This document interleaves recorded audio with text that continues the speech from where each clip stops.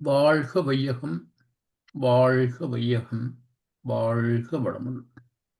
இது கனடா ஸ்கையோகா மன்றத்தின் வாராந்த சிறப்பு சிந்தனை உரை நிகழ்ச்சி.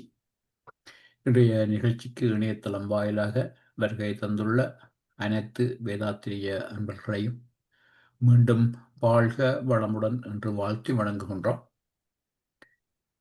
இன்று எமக்கு சிறப்பு சிந்தனை உரை வழங்க நம்முடன் இணைந்திருப்பது வேறு யாரும் இல்லை, இந்த மன்றத்துடன் மிக நெருக்கமான தொடர்புடைய எல்லோருடைய அன்புக்கும் மதிப்புக்கும் உரித்தான பேராசிரியர் அருட்செல்வி அம்மா அவர்கள். பேராசிரியர் அருட்செல்வி அம்மா அவர்கள் இந்த மன்றத்திலே 2018-19 ஆண்டிலிருந்து மிக நெருக்கமாக நமது மன்றத்துடன் தொடர்புடன் இருக்கிறார். தொடர்ந்து நமக்கு குறைந்தது மாதம் ஒரு தடவையாவது சிந்தனை உரைகளை வழங்கி வருகின்றார்கள். அவர் ஆழியாரிலே விஷன் அட்மினிஸ்ட்ரேஷனுக்கு பொறுப்பான டைரக்டராக இருந்து அந்த வேலைப்பளுக்களின் மத்தியிலும் எமது மன்றத்தின் வளர்ச்சியிலே மிகவும் அக்கறை கொண்டு தொடர்ந்து எமது மன்றத்தில் நிகழ்ச்சிகளிலே கலந்து கொண்டு நமக்கு உரிய ஆலோசனைகள், அறிவுரைகள் வழங்கி வருவதோடு எமது வேதாத்திரிய அறிவை வளர்த்துக் கொள்வதற்கு நமக்கு தொடர்ந்தும் சிறப்பு சிந்தனை உரைகளை அம்மா வழங்கி வருகின்றார்கள். அந்த வகையிலே கடந்த பல மாதங்களாக வேதம் புதுசை என்ற ஒரு தொடர் சிந்தனை உரையை வழங்கி வருகின்றார்கள். அதன் 11வது பாகம் என்று இப்பொழுது அம்மாவை இன்றைய சிந்தனை உரையை ஆரம்பிக்குமாறு கனடா ஸ்கையோகா மன்றத்தின் சார்பிலே பணிவன்புடன் கொண்டுகின்றோம். வாழ்க வளமுடன் அம்மா. வாழ்க வளமுடன் ஐயா, மிக்க நன்றி. வாழ்க வையகம், வாழ்க வையகம், வாழ்க வளமுடன். குருவே துணை. குரு வணக்கம். எப்பொருளை, எச்செயலை, எக்குணத்தை, எவ்வுயிரை ஒருவர் அடிக்கடி நினைந்தால் அப்பொருளின் தன்மையாய் நினைப்போர் ஆற்றல் அறிவினிலும் உடலினிலும் மாற்றம் காணும். இப்பெருமை இயல்பூக்க நியதியாகும்.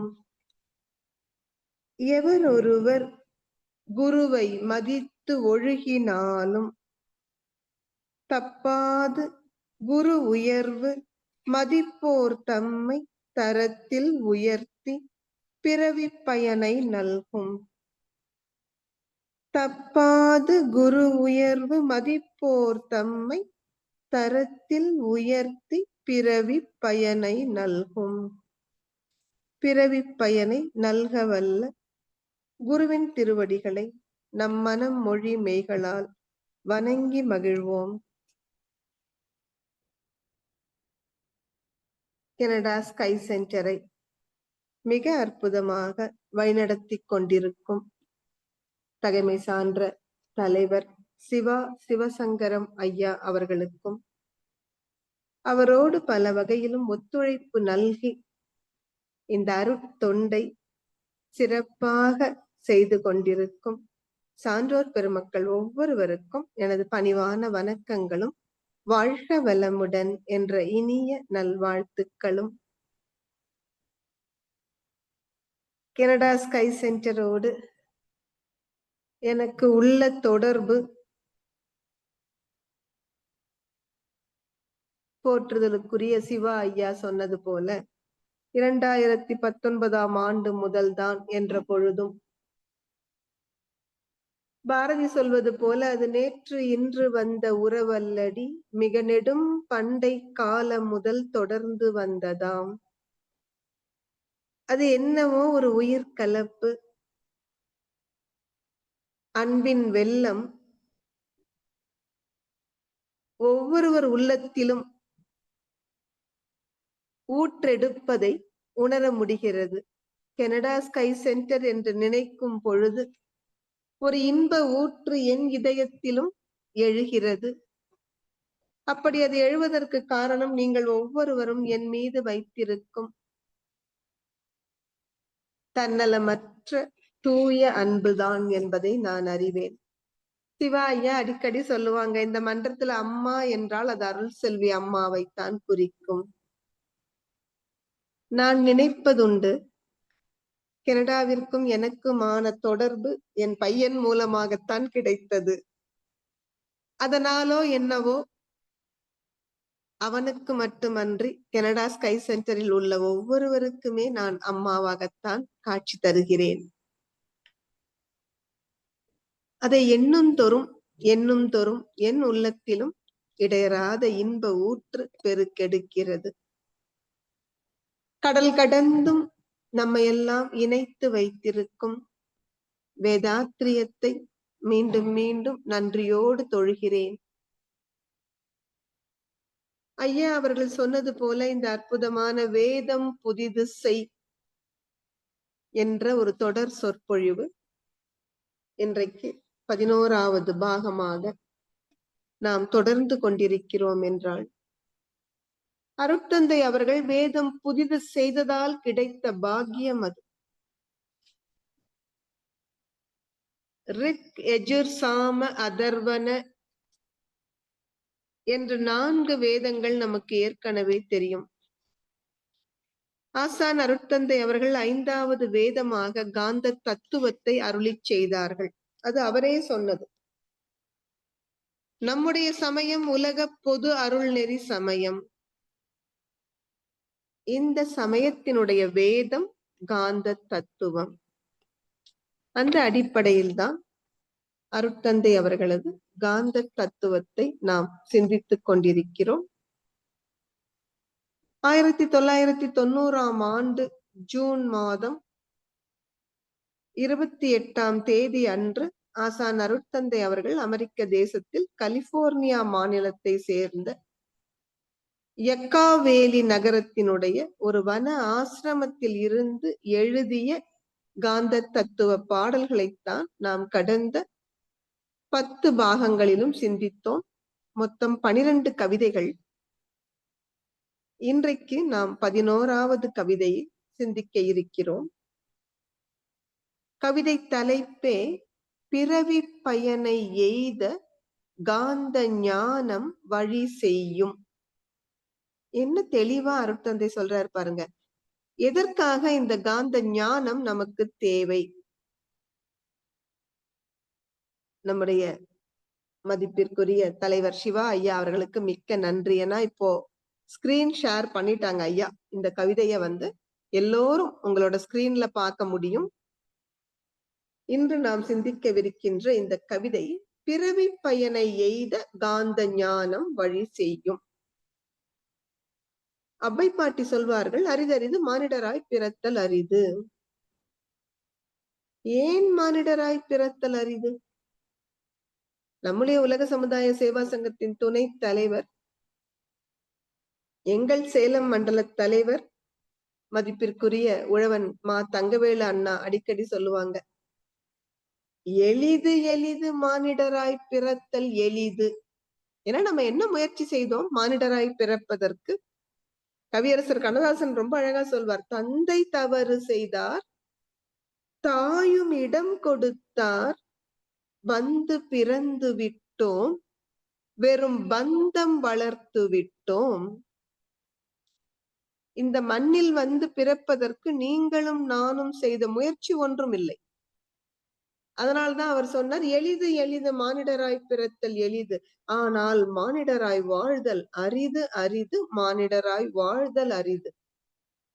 சிந்திச்சு பாருங்க, யாரெல்லாம் மானிடராய் வாழ்கிறோம்? இந்த மானிடன் என்றால் இவனுக்கு இருக்கும் 6வது அறிவை பயன்படுத்தி இந்த பிறவி பெருங்கடலை நீந்த முடியும். அதனாலதான் அவ்வை பாட்டி அது அரிது அரிது என்று சொன்னார். கிடைத்தற்கரிய மானிட பிறவி. நீங்கள் வேதங்களை எடுத்து படித்தால் வேதங்கள் தெளிவாக சொல்கின்றன, தேவர்களாக இருந்தாலும் தேவலோகத்தில் இருக்கும் தேவர்கள் கூட இறைநிலை உணர்வு பெற வேண்டுமானால் மனிதர்களாக வந்து பிறந்துதான் இறை உணர்வு பெற முடியும். அந்த வகையில் நாம் இந்த பிறவியிலேயே நம்முடைய கலங்கங்களை எல்லாம் போக்கி இறை உணர்வு பெறுவதற்கு, பிறவி பயனை எய்துவதற்கு இந்த காந்த ஞானம் வழி செய்யும் என்கிறார் அருட்தந்தை உறுதியாக. என்ன அழகான கவிதை பாருங்க. காந்த ஞானம் பெற்றிடில் கடவுள் உயிர் அறிவிவை காட்சியாம் அகத்துளே களங்கம் நீங்கி தூய்மையாய் மாந்தருக்குள் பகை பிணக்கு மற்றும் ஏழ்மை ஐம்புலன் மயக்கமும் செல்வாக்கொடு பொருள் புகழ் கவர்ச்சியும் நீந்தலாம் உலகிணைந்த நேர்மை ஆட்சி ஓர் மதம் நெறியுடன் குழந்தை பேரும் நீதி நாட்ட கல்வியும் சாந்தமான ஆன்ம வாழ்வும் சலிப்பிலா பேரின்பமும் சற்றும் மெய்ப்பொருள் மறவா சத்திய வாழ்வும் சித்தியாம். எத்தனை நன்மைகள் அடுக்கிக் கொண்டே போகிறார் பாருங்க அருட்தந்தை. இந்த காந்த ஞானம் மட்டும் நமக்கு கைவர பெற்றால் குழந்தை வளர்ப்பு, கல்வி முறை, மதம், ஆட்சி, ஆன்ம வாழ்வு, சலிப்பில்லாத பேரின்பம், இறைநிலை மறவாத சத்திய வாழ்வு இத்தனையும் கிட்டும். அப்படிப்பட்ட காந்த ஞானம் எது? நாம் தொடர்ந்து சிந்தித்து வருவதுதான். இறைநிலையும் அதன் அலையும் இணைந்ததால் உண்டானதுதான் காந்தம். அருட்தந்தை ரொம்ப அழகா சொல்லுவாங்க. நாம் இன்று நம்முடைய பூமி பந்தை ப்ளூ பிளானட் என்று சொல்கிறோமே, இந்த பூமியை கண்டங்களாக பிரித்திருக்கிறோம். ஒவ்வொரு கண்டத்திலும் பல நாடுகள்.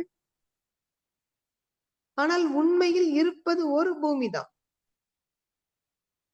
ஒரே நிலம். ஆனால் நாம் அதை பல பல நாடுகளாக பிரித்திருக்கிறோம். அதே போல இருப்பது ஒரே கடல். ஆனால் அந்த கடலை நாம் எப்படியெல்லாம் பிரித்திருக்கிறோம்? Bay of Bengal, Arabian sea, Indian ocean, Pacific ocean, Atlantic ocean. அதுவும் கனடா தேசத்தில் இருந்து நீங்கள் இந்த உரையை ஏற்பாடு செய்திருக்கிறீர்கள். நாம என்ன சொல்றோம்? Atlantic Canada is known for it's natural beauty, scenic beauty. அப்படி ஒரு அந்த அட்லாண்டிக் ஓஷன், அந்த கடல் எங்கும் நிலத்தை பொத்துக்கொண்டு கடல் காட்சி அளிக்கும். அந்த கடலை பிரித்து கொண்டு நிலம் முனைந்து நிற்கிறது. அப்ப அருட்தந்தை சொல்லுவாங்க, எங்கெல்லாம் நிலம் பொத்துக்கொண்டு மேலே வந்ததோ அங்கெல்லாம் நாம் பிரித்து கொண்டோம். இந்த ஒரு தேசம், அது ஒரு தேசம், இது இந்த கான்டினென்ட்டை சேர்ந்தது என்று. நாடுகள், கண்டங்கள் இவை எல்லாம் மனிதர்கள் பிரித்த பிரிவு தானே. இருப்பது ஒரு நிலம்தான். அங்கங்கே நீர் குறுக்க வந்து நிலத்தை பிரிச்சிருக்கு. அதே போல இருப்பது ஒரு கடல், அங்கங்கே நிலம் குறுக்கே வந்து இந்த நீரை பிரித்து விட்டது. அதனால் நாம் பெயர்கள் பல பலவாக கொடுத்திருக்கிறோம். ஆனால் இருப்பது ஒன்றுதான். தண்ணீரை நீங்கள் வாட்டர்னு சொல்லலாம், பானின்னு சொல்லலாம், நீலுன்னு சொல்லலாம், வல்லம்னு சொல்லலாம். எப்படி சொன்னாலும் இருப்பது, அது குறிப்பது ஒரு பொருளைத்தான், நீரைத்தான். அதுபோல இறைவன் என்கின்ற ஒற்றை பொருள்தான் அதனுடைய அசைவில் அலையாக பரிணமித்து அதன் பிறகு இந்த இறை நிலையும் அதன் அலையும் இணைந்த கூட்டு இயக்கம்தான் பல பல பல கோடி தோற்றங்களாக பிரிந்து இந்த பிரபஞ்சமாக காட்சி அளிக்கிறது. இருக்கிறது ஒன்னே ஒண்ணுதான். பாரதியார் ரொம்ப அழகா சொல்றார், ஒன்று பரம்பொருள், நாம் அதன் மக்கள், உலகு இன்பக்கேணி. அந்த ஒற்றை பரம்பொருளில் இருந்து வந்தவர்கள்தான் நாம் அனைவரும் என்று தெரிந்து கொண்டால் இந்த உலக வாழ்க்கை இன்பமயமே.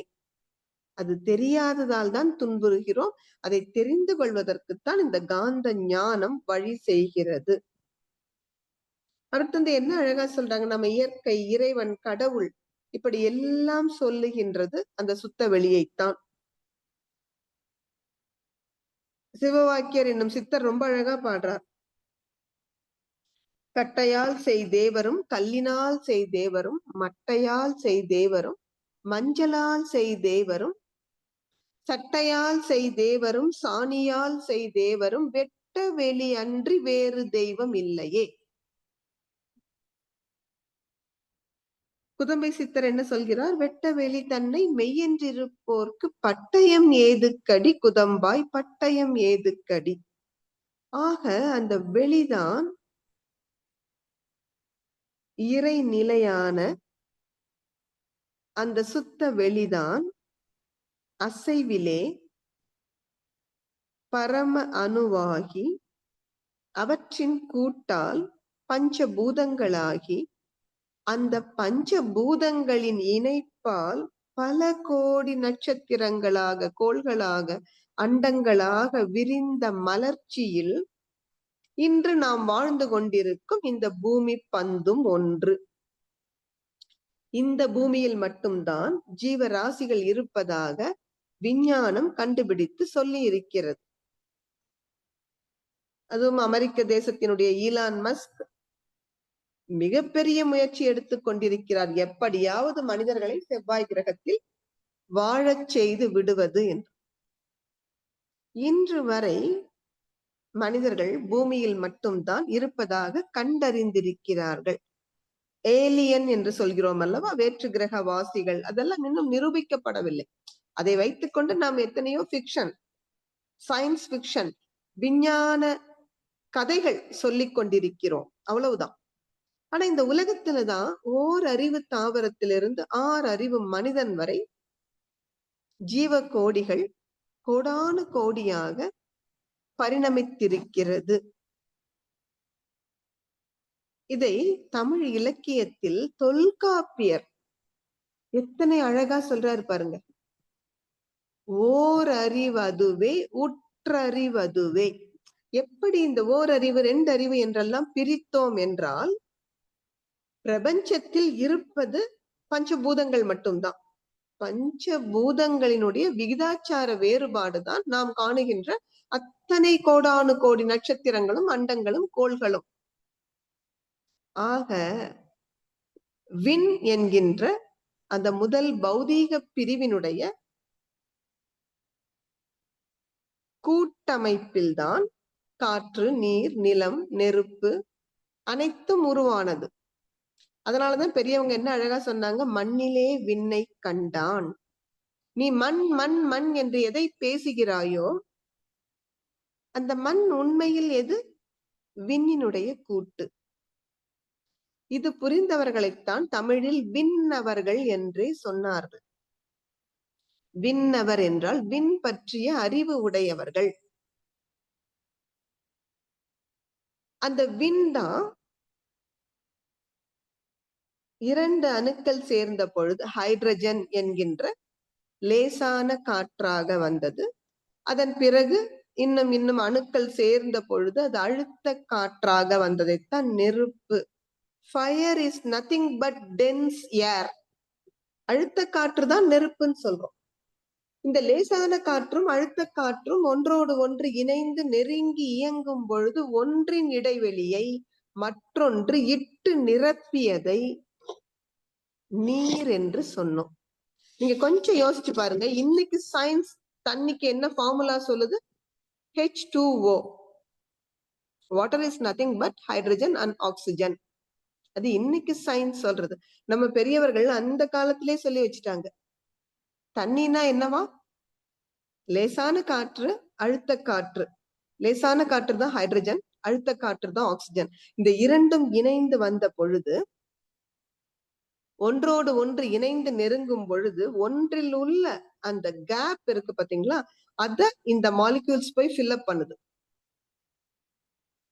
அந்த இடைவெளியை இட்டு நிரப்பிய பொழுது உண்டான ஒரு கோர்வை. கண்டினியூஸ் ஃப்ளோ இஸ் வாட்டர்னு சொன்னாங்க. அப்ப எத்தனை ஆழமாக விஞ்ஞான அறிவு இந்த மண்ணில் வேரூன்றி இருக்கிறதுன்னு பாருங்க. அந்த நீர் தான் கெட்டிப்பட்ட பொழுது நிலமானது. அப்ப இருக்கிறது விண் ஒன்றுதான். அந்த விண் தான் தன்னுடைய அடர்த்தி நிலை வேறுபாடுகளுக்கு ஏற்ப காற்று, நெருப்பு, நீர், நிலம் என்று பல பெயர்கள் பெற்றது. இந்த அற்புதமான உண்மையை அவ்வை பாட்டி என்ன அழகா சொல்றாங்க பாருங்க. தன்னுடைய அவ்வை குரலில், பரமாய சக்தியுள் பஞ்சமா பூதம் தரம் மாறி தோன்றும் பிறப்பு. டிரான்ஸ்பர்மேஷன் தியரி என்று இன்று நாம் சொல்வதை அவ்வை பாட்டி அன்றைக்கே சொல்லிவிட்டார்கள். தரம் மாறி, தன்மாற்றம் தான், ஒன்றிலிருந்து ஒன்றாக. எதிலிருந்து வந்தது? பரமாய சக்தியில் இருந்து. அந்த ஆதி சக்தி இருப்பு நிலை சுத்த வெளியில் இருந்துதான் தன்னிருக்க சூழ்ந்தழுத்தும் ஆற்றலினால் இறை துகள் வெளிவந்து இறை துகள் இணைந்து விண்ணாகி விண் கூடி இந்த பஞ்சபூதங்கள் வந்தது. அப்ப பிரபஞ்சம் முழுவதும் இந்த பஞ்சபூதங்களை அன்றி வேறில்லை. இந்த பஞ்சபூதங்களிலும் காந்தம் எப்படி தன்மாற்றம் அடைகிறது என்றால், விண்ணிலே அழுத்தமாக, காற்றிலே சப்தம், ஓசை. இன்னைக்கு கூட என்ன சொல்றோம்? பேய் காற்று ஊலை இடுகிறதுன்னு சொல்றோம். காந்தம் காற்றில் எப்படி வெளிப்படுகிறது? சப்தமாக. அதே காந்தம் அழுத்த காற்றான நெருப்பில் வெளிச்சமாக, சூடாக. அதனாலதான் இந்த சவுண்ட் அண்ட் ஹீட் இரண்டையும் நம்ம எலக்ட்ரிக்கல் ஃபங்க்ஷன் சொல்லுவோம். மின்சார இயக்கம், அழுத்தம் என்று வரும்பொழுது பிரஷர், அது மேக்னெட்டிக் ஃபங்க்ஷன், காந்தத்தினுடைய இயக்கம். அடுத்து வந்த ஓசையும் வெளிச்சமும், சூடு, சப்தம், இந்த இரண்டும் தான் எலக்ட்ரிக்கல் ஃபங்க்ஷன். அதற்கடுத்து காந்தம் நீரில் சுவையாக, நிலத்தில் மனமாக தன்மாற்றம் அடைகிறது. இத கெமிக்கல் ஆக்ஷன் சொல்லுவோம், ரசாயன மாற்றம்.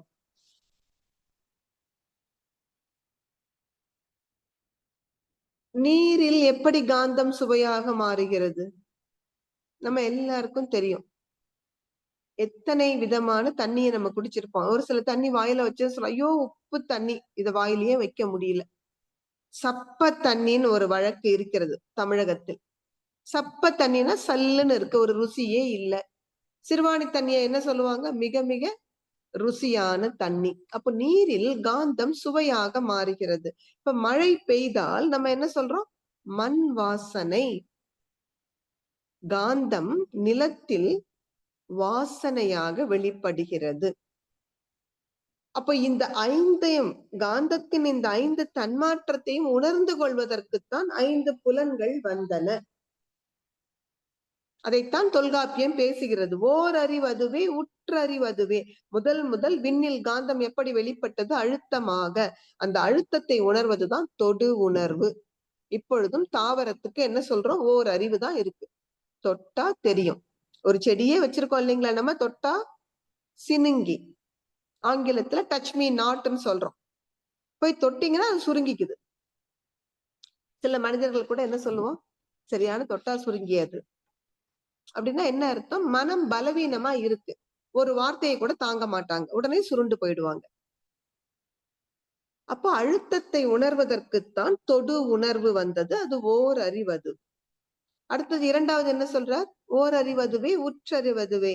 ஈரறிவதுவே அதனோடு நாவே. ஏற்கனவே இருந்த அந்த தொடு உணர்வோட இரண்டாவது என்ன வந்தது? சுவை உணர் கருவியாக நாக்கு வந்தது. புழு பூச்சிகள் தாவரத்துக்கு அடுத்த நிலை, அது இரண்டாவது அறிவு. மூவறிவதுவே அதனோடு மனமே, வாசனை. உணர்கருவி மூக்கு வந்த பொழுது முதல்ல தாவரம் இருந்தது, அப்புறம் புழு வந்தது, 2 நகர்ந்து நகர்ந்து சென்றது, நாவினால் சுவைத்தது, கூட கொஞ்சம் வாசனை உணர்கின்ற அந்த மனம் மூக்கு வந்த பொழுது அது வண்டு, எறும்பு என்று வந்தது. அதுல இருந்து 4வது கட்ட வளர்ச்சி என்ன சொல்றார்? 4 அறிவதுவே அதனோடு கண்ணே பார்வை திறன், அந்த புலன் வந்த பொழுதுதான் 4வது அறிவு. தமிழ்ல பாம்பிற்கு கட்செவி என்றே ஒரு பெயர் உண்டு. கட்செவினா என்ன? அதுக்கு கண்ணுதான் இருக்கு, காது தனியா கிடையாது. ஆனா கண்ணின் மூலமாகவே சத்தத்தை உள்வாங்கி கொள்ளும். அதனால கட்செவி. 5அறிவதுவே அவற்றோடு செவியே.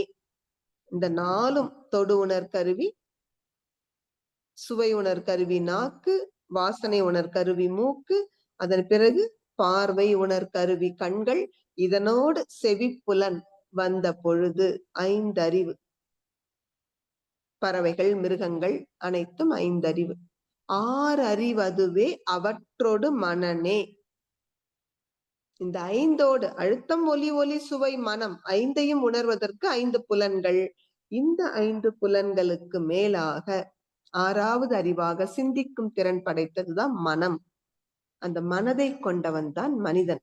இன்னும் சரியா சொல்லணும்னா, மனிதன் என்ற சொல் என்ன சொல்கிறது? மனதை இதமாக வைத்துக் கொள்பவன் மனிதன்.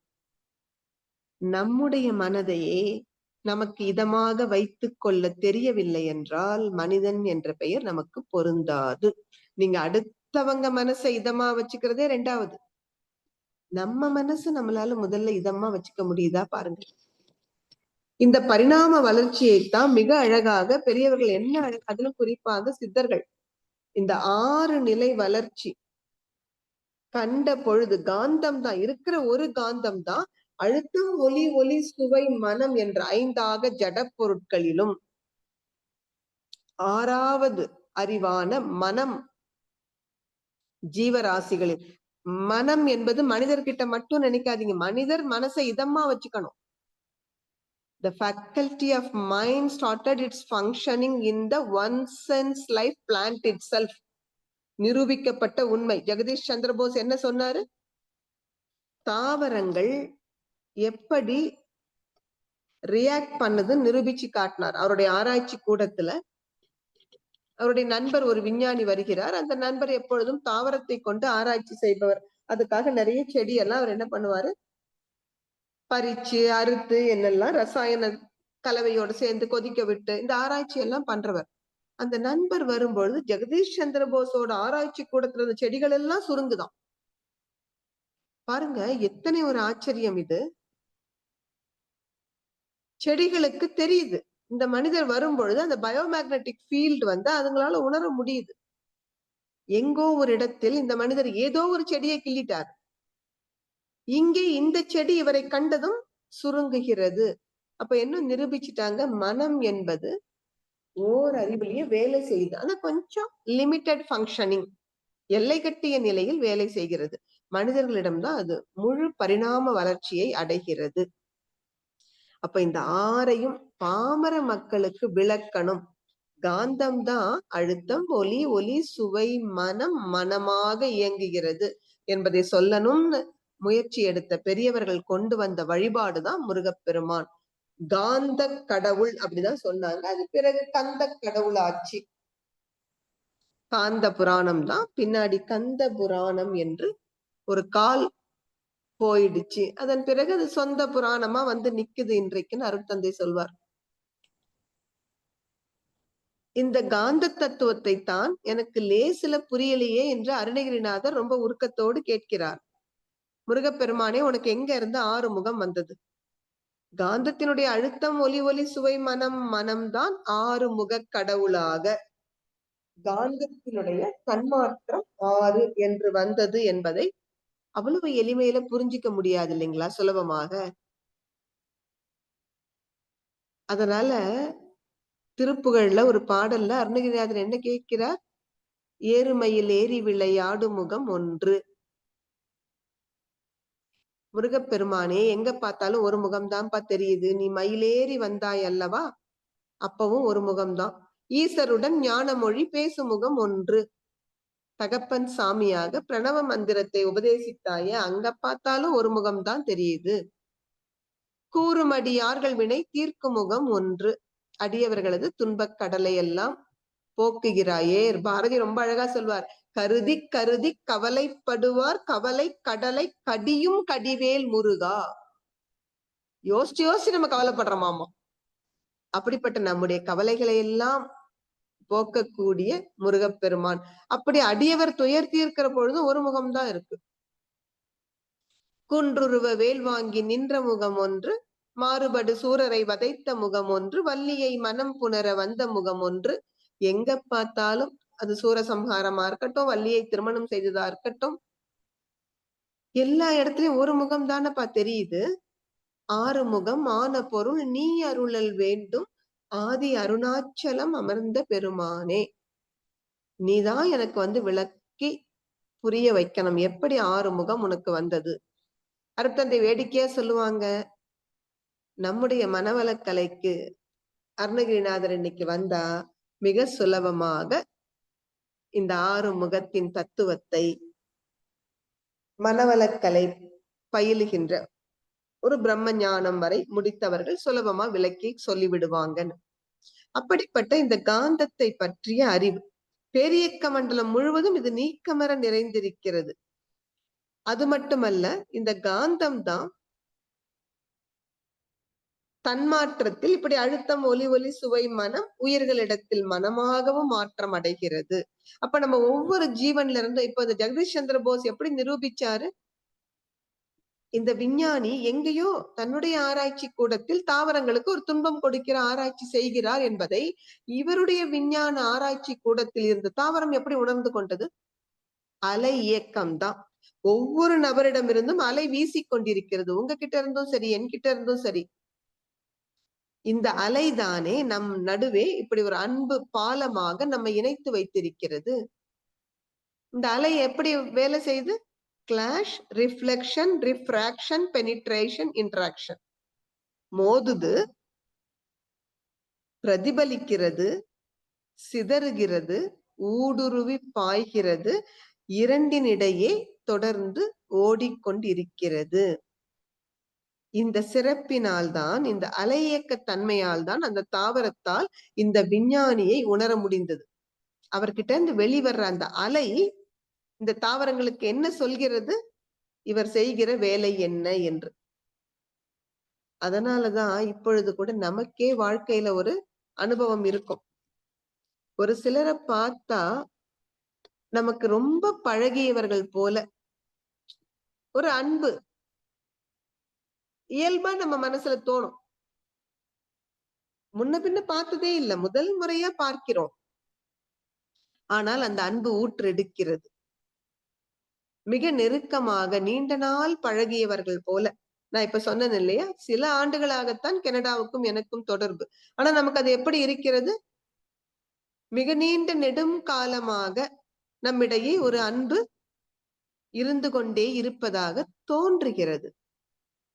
என்ன காரணம் என்றால் இந்த அலை இயக்கம்தான். ஒருவரை பற்றி ஒருவர் நினைக்கும் பொழுதே அந்த ஹார்மனி பிட்வீன் அஸ் ஒரு இனிமை பிறக்கிறது. அந்த இனிமையான அலைதான் இந்த அன்பை வளர்க்கிறது. ஒரு சிலரை பார்க்கிறோம், நமக்கு ரொம்ப நெருங்கிய சொந்தக்காரங்க. அவங்க சொல்றாங்க, நீங்க ரொம்ப நல்லவங்க. ஆனா நம்ம மனசுக்குள்ள என்ன நினைக்கிறோம்? இவங்க நம்ம கிட்ட சும்மா அந்த லிப் சர்வீஸ்னு சொல்லுவோமே, அப்படி உதட்டுல நடிக்கிறாங்க. ஆனா இவங்க உள்ளத்துல நம்மளை பத்தின எண்ணம் சரியான எண்ணம் கிடையாது. இந்த பக்கம் நம்ம போயிட்டா வேற ஒருத்தர்கிட்ட நம்மளை பத்தி குறை சொல்லுவாங்க. என்ன காரணம்? அவர்கள் என்னதான் தேனொழுக பேசினாலும் அவர்களிடம் இருந்து வெளிப்படுகின்ற அந்த அலை, பயோமேக்னெட்டிக் ஃபீல்டுன்னு சொல்லுவோம் இல்லையா, சயின்ஸ்ல ஆரா, அரவுண்ட் அ பர்சன் சொல்றாங்க இல்லையா, நம்மை சுற்றி காணப்படுகிற அந்த ஒலி, அது காட்டி கொடுத்துருது. நீங்க வார்த்தைகள்ல பொய் பேசலாம், ஆனால் காந்த அலை பொய் பேசாது. அதனாலதான் திருவள்ளுவ பெருமான் என்ன சொன்னார்? சுவை ஒலி ஊறு ஓசை நாற்றம் என்ற ஐந்தின் வகை தெரிவான் கட்டே உலகு. இந்த உலகம் யார் வசம் என்றால் இந்த காந்த தன்மாற்றத்தை உணர்ந்து கொள்பவர்கள் வசம். ஆனால் என்ன ஒரு விந்தை, இந்த காந்த தன்மாற்றத்தை நீங்கள் புலன்களால் உணர முடியாது. மறைபொருள், அந்த மறைபொருளை உணர்வதற்குத்தான் அகத்தவம் செய்கிறோம். இருப்பு நிலையான இறைநிலை மறைபொருள், அந்த இறைநிலையின் அசைவு உயிர் மறைபொருள்.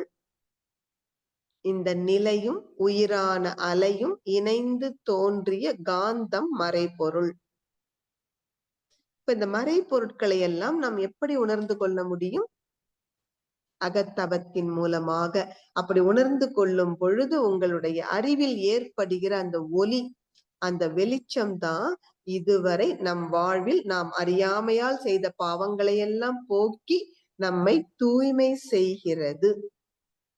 அது மட்டுமல்ல, அருட்தந்தை என்ன அழகா சொல்றாரு பாருங்க. இந்த காந்த தத்துவ விளக்கம் புரிந்தால் நமக்கு என்ன தெரியும்? அந்த இறைநிலையான மெய்ப்பொருளேதான் எல்லா உயிர்களிலும் அறிவாக இருக்கிறது. அதே அறிவுதான் படர்க்கை நிலையில் மனமாக இயங்குகிறது. இது புரிந்துவிட்டால் ஜாதியின் பெயரால், மதத்தின் பெயரால், மொழியின் பெயரால், இனத்தின் பெயரால் ஏற்படுகிற பகை, பிணக்கு, போர் இதையெல்லாம் எழவே எழாது. இந்த ஒற்றுமை இயல்பாக மலரும். நாம் அனைவரும் மனிதர்கள் தான். இந்த உயிர் உணர்வு மலர்ந்த காரணத்தால் தான் இன்றைக்கு கனடா தேசத்திலிருந்து உங்களால் என் மீது அன்பை பொழிய முடிகிறது. இந்திய தேசத்திலிருந்து எனக்கும் அந்த அன்பை உணரவும் முடிகிறது. அதே அன்பை திரும்ப கொடுக்கவும் முடிகிறது. என்ன காரணம்? காந்த தத்துவ ஞானம்தான் காரணம். எந்த வகையான வேறுபாட்டு உணர்ச்சியும் நாட்டிற்கு நாடு வேறுபடுத்தி பார்க்கிற அதையெல்லாம் கடந்து நாம் இப்பொழுது ஒற்றுமையாக மனிதர்கள் என்ற இடத்தில் நின்று இனி நாம் செய்ய வேண்டியது அறநெறி வாழ்க்கை. எது அறநெறி வாழ்க்கை? ஒழுக்கம், கடமை, ஈகை. ஒழுக்கம் என்பது யாரொருவருக்கும் துன்பம் தராமல் இருப்பது. ஈகை என்பது துன்பத்தை போக்கி உதவுவது. இந்த இரண்டுக்கும் நடுவிலே கடன் பட்டிருக்கிறோம் சமுதாயத்திற்கு. அந்த கடனை திருப்பி கொடுப்பதற்காக நம்முடைய அறிவு வளர்ந்த விதத்தை கொண்டு அல்லது நம்முடைய உடல் உழைப்பை கொண்டு செயல்களை செய்து வருகிறோம். இந்த அறநெறி வாழ்க்கை இயல்பாக மலரும் பொழுது அருட்தந்தை சொல்லுவாங்க, எந்த ஒரு தனி மனிதரிடம் இந்த அறநெறி ஓங்குகிறதோ அவர் வாழ்விலும் ஏழ்மை என்பது கிடையாது. இப்படிப்பட்ட தனி மனிதர்கள் நிறைந்த சமுதாயத்திலும் ஏழ்மை இருக்கவே இருக்காது. அந்த அறிவின் உயர் நிலையில்தான் நமக்கு விழிப்பு நிலை இயல்பா இருக்கும். விழிப்பு நிலை இருந்தால் புலன் மயக்கம் இருக்கவே இருக்காது. புலன் மயக்கம் இருந்தால்தான் அருகுண வயப்பட்டு செயலாற்றுவோம். காம, குரோத, லோப, மோக, மத, மாச்சரியம் என்று வடநூல்ல சொன்னாங்க அல்லவா? அருட்தந்தை ரொம்ப அழகா தமிழ் படுத்தி இருப்பார். பேராசை, சினம், கடும் பற்று, முறையற்ற பால் கவர்ச்சி, உயர்வு தாழ்வு மனப்பான்மை, வஞ்சம். ஆங்கிலத்துல என்ன சொல்றோம்? greed, anger, miserliness, immoral sexual passion, vanity, vengeance. இந்த 6 குணங்களும் புலன் மயக்கத்தில் தானே எழுகிறது. இப்ப புலன் மயக்கம் இல்லை, விழிப்பு நிலை என்றால் 6 குணங்கள் கிடையாது. 6 குணங்கள் இல்லை என்றால் அதன் தொடர்ச்சியாக வருகிற 5 பெரும் பழி செயல்கள்: பொய், சூது, கொலை, களவு, கற்பழிப்பு. இந்த 5 பெரும் பழி செயல்கள் இருக்காது. இது இல்லைன்னா மனித வாழ்க்கை இன்பமயம் தானே. அருட்தந்தை ரொம்ப அழகா சொல்லுவார். இந்த மெட்டீரியலிஸ்டிக் லைஃப் என்று சொல்வோம் அல்லவா? திருவள்ளுவர் கூட அழகா சொல்வார், பொருளில்லார்க்கு இவ்வுலகம் இல்லை, அருளில்லார்க்கு அவ்வுலகம் இல்லாகி ஆங்கு. ரெண்டும் தானே தேவை.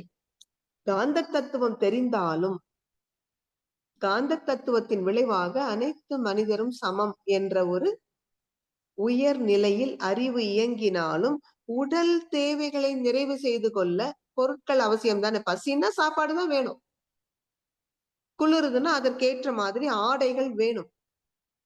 ஏன்னா கனடாவில் இன்னும் கொஞ்ச நாள்ல வந்துரும் உங்களுக்கு வின்டர். அப்போ அதற்கு ஏற்ற மாதிரி தெர்மல் வேர், அந்த குளிரை தாங்குவதற்கு உல்லன் ஸ்வெட்டர், இப்படி சில ஆடைகள் தேவைப்படுகிறது. இதே இந்திய தேசத்தில் இருக்கிறோம், வெயில் என்றால் அதற்கு இதமான பருத்தி ஆடைகள், ஆக இந்த உடல் தேவைகளை நிறைவு செய்து கொள்ள பொருட்கள் ஒவ்வொருவருக்கும் அவசியம். அதனாலதான் அருட்தந்தை சொல்லுவாங்க, ஈசனை தானாக உணர்ந்த போதும் எழும் பசியை உணவால் தானே போக்க வேண்டும். நான் கடவுள், நான் கடவுள், நான் கடவுள் என்று ஜெபித்தால் பசி போகாது. பசி போகணும்னா சாப்பாடு தான் கொடுக்கணும். அப்ப இந்த உடலின் தேவைகளை பூர்த்தி செய்து கொள்ள நமக்கு பொருட்கள் தேவை. அதே போல இயற்கை அழகுகளை ரசிப்பதற்கு நமக்கு புலன் இன்பமும் தேவைதான். ஆனால் எங்க துன்பம் வருகிறது? இந்த அறிவறியாத மயக்கத்தால் பொருள் வேட்பும் புலனின்ப வேட்பும் அளவு மீறி இன்னும் இன்னும் இன்னும் என்று போகிற பொழுதுதான் இன்பமே துன்பமாக மாறுகிறது. எனவே பொருட்களையும் புலன் இன்பத்தையும் தன் தேவைக்கு அனுபவிக்கிற பொழுது அது இன்பம் இன்பமாகவே நிலைக்கும். பெரியவர்கள் சொன்னது போல அளவுக்கு மீறினால் அமிழ்தமும் நஞ்சு. அது மட்டுமல்ல, அந்த இன்னும் இன்னும் வேண்டும் என்கின்ற அந்த வெறி என்னவாகிறது? அதிகாரம் இருந்தால் மிக சுலபமாக அதிக பொருட்களை பெற முடியும், அல்லது புகழின் உச்சியில் இருந்தால். ஏன்னா இந்த புகழ் இருக்கு பாருங்க, அது மிகப்பெரிய போதை. என்ன காரணம்? எவ்வளவு பெரிய கூட்டத்திலும் புகழ்பெற்ற ஒரு மனிதர் வந்தால் கூட்டம் தன்னை போல விலகி வழி விடுது. அதனாலேயே புகழ் பெற வேண்டும் என்று மனிதர்கள் துடிக்கிறார்கள். ஆனால் அருட்தந்தை சொல்லுவாங்க, இந்த வாழ்வில் இன்னும் இன்னும் இன்னும் என்ற பேராசை இருந்தால் என்ன கிடைத்தாலும் மன நிறைவு இருக்காது. எப்போதும் இன்னும் வேணும் இன்னும் வேணும் என்கின்ற அந்த பேராசை புகையிலே சிக்கி மனிதன் போகும் வழி தெரியாமல் மயங்கி நிற்பான். ஆக இந்த 4 பற்றுகள், பொருள், புகழ், அதிகாரம், புலனின்பம், இந்த 4ம் ஒரு பெரிய வெள்ளமாக பெருகி மனிதனை என்று அடித்து கொண்டு போகிறது. இந்த வெள்ளத்தில் அடித்து கொண்டு போகாமல் காத்து நீந்தி கரை ஏறுவதற்குத்தான் காந்த தத்துவம் தேவைப்படுகிறது. ஏன்னா காந்த தத்துவம் என்ன சொல்லிக் கொடுக்கிறது? இறைநிலை பற்றியும் அந்த இறைநிலையின் அசைவான அலை பற்றியும் தெளிவாக நமக்கு புரிய வைக்கிறது. அப்படி தெளிவாக புரியும் பொழுது மனிதர்கள் மதம், அரசியல், பொருளாதாரம் என்று எந்த வகையிலும் மனிதர்களை வேறுபடுத்தி பார்க்க மாட்டோம். உண்மையில் ரொம்ப வருத்தத்துக்குரிய விஷயம் என்ன? மதம் எதற்காக தோன்றியது? மனிதர்களை உயர்த்துவதற்கு, சக மனிதர்களிடம் அன்பு காட்ட வைப்பதற்கு. ஆனால் சரித்திரம் நமக்கு என்ன சொல்கிறது? அதிகமான உயிரிழப்பு ஏற்பட்டது மதங்களின் பெயரால் நடந்த போர்களினால் தான். ஒருத்தருக்கு ஒருத்தர் அதுல விட்டவர்கள் இல்லை. நம் தேசத்தில் என்ன பண்ணினோம்? சமணர்களை கழுவில் ஏற்றிக் கொள்வது, அல்லது புத்த துறவிகளை துன்புறுத்துவது, அல்லது சைவ சமயத்தவர்கள் வைணவர்களுக்கு துன்பம் கொடுப்பது, வைணவர்கள் சைவர்களுக்கு துன்பம் கொடுப்பது, இப்படி அடிச்சுக்கிட்டு செத்துருக்கோம் வரலாற்றின் பக்கங்களை புரட்டி பார்க்கும் பொழுது. அதேதான் கிறிஸ்டியானிட்டில என்ன சொல்றாங்க? குருசேட், சிலுவை போர். இஸ்லாம் எடுத்துக்கொண்டால் ஜிகாத், புனித போர். போர் நடத்துவதற்காகவா மதங்கள் வந்தன? ஆனால் மதங்களின் பெயரால் அரங்கேறிய மனித கொலைகள் மனித வாழ்வின் சரித்திரத்தில் ஒரு அழிக்க முடியாத கரையாக நிற்கிறது.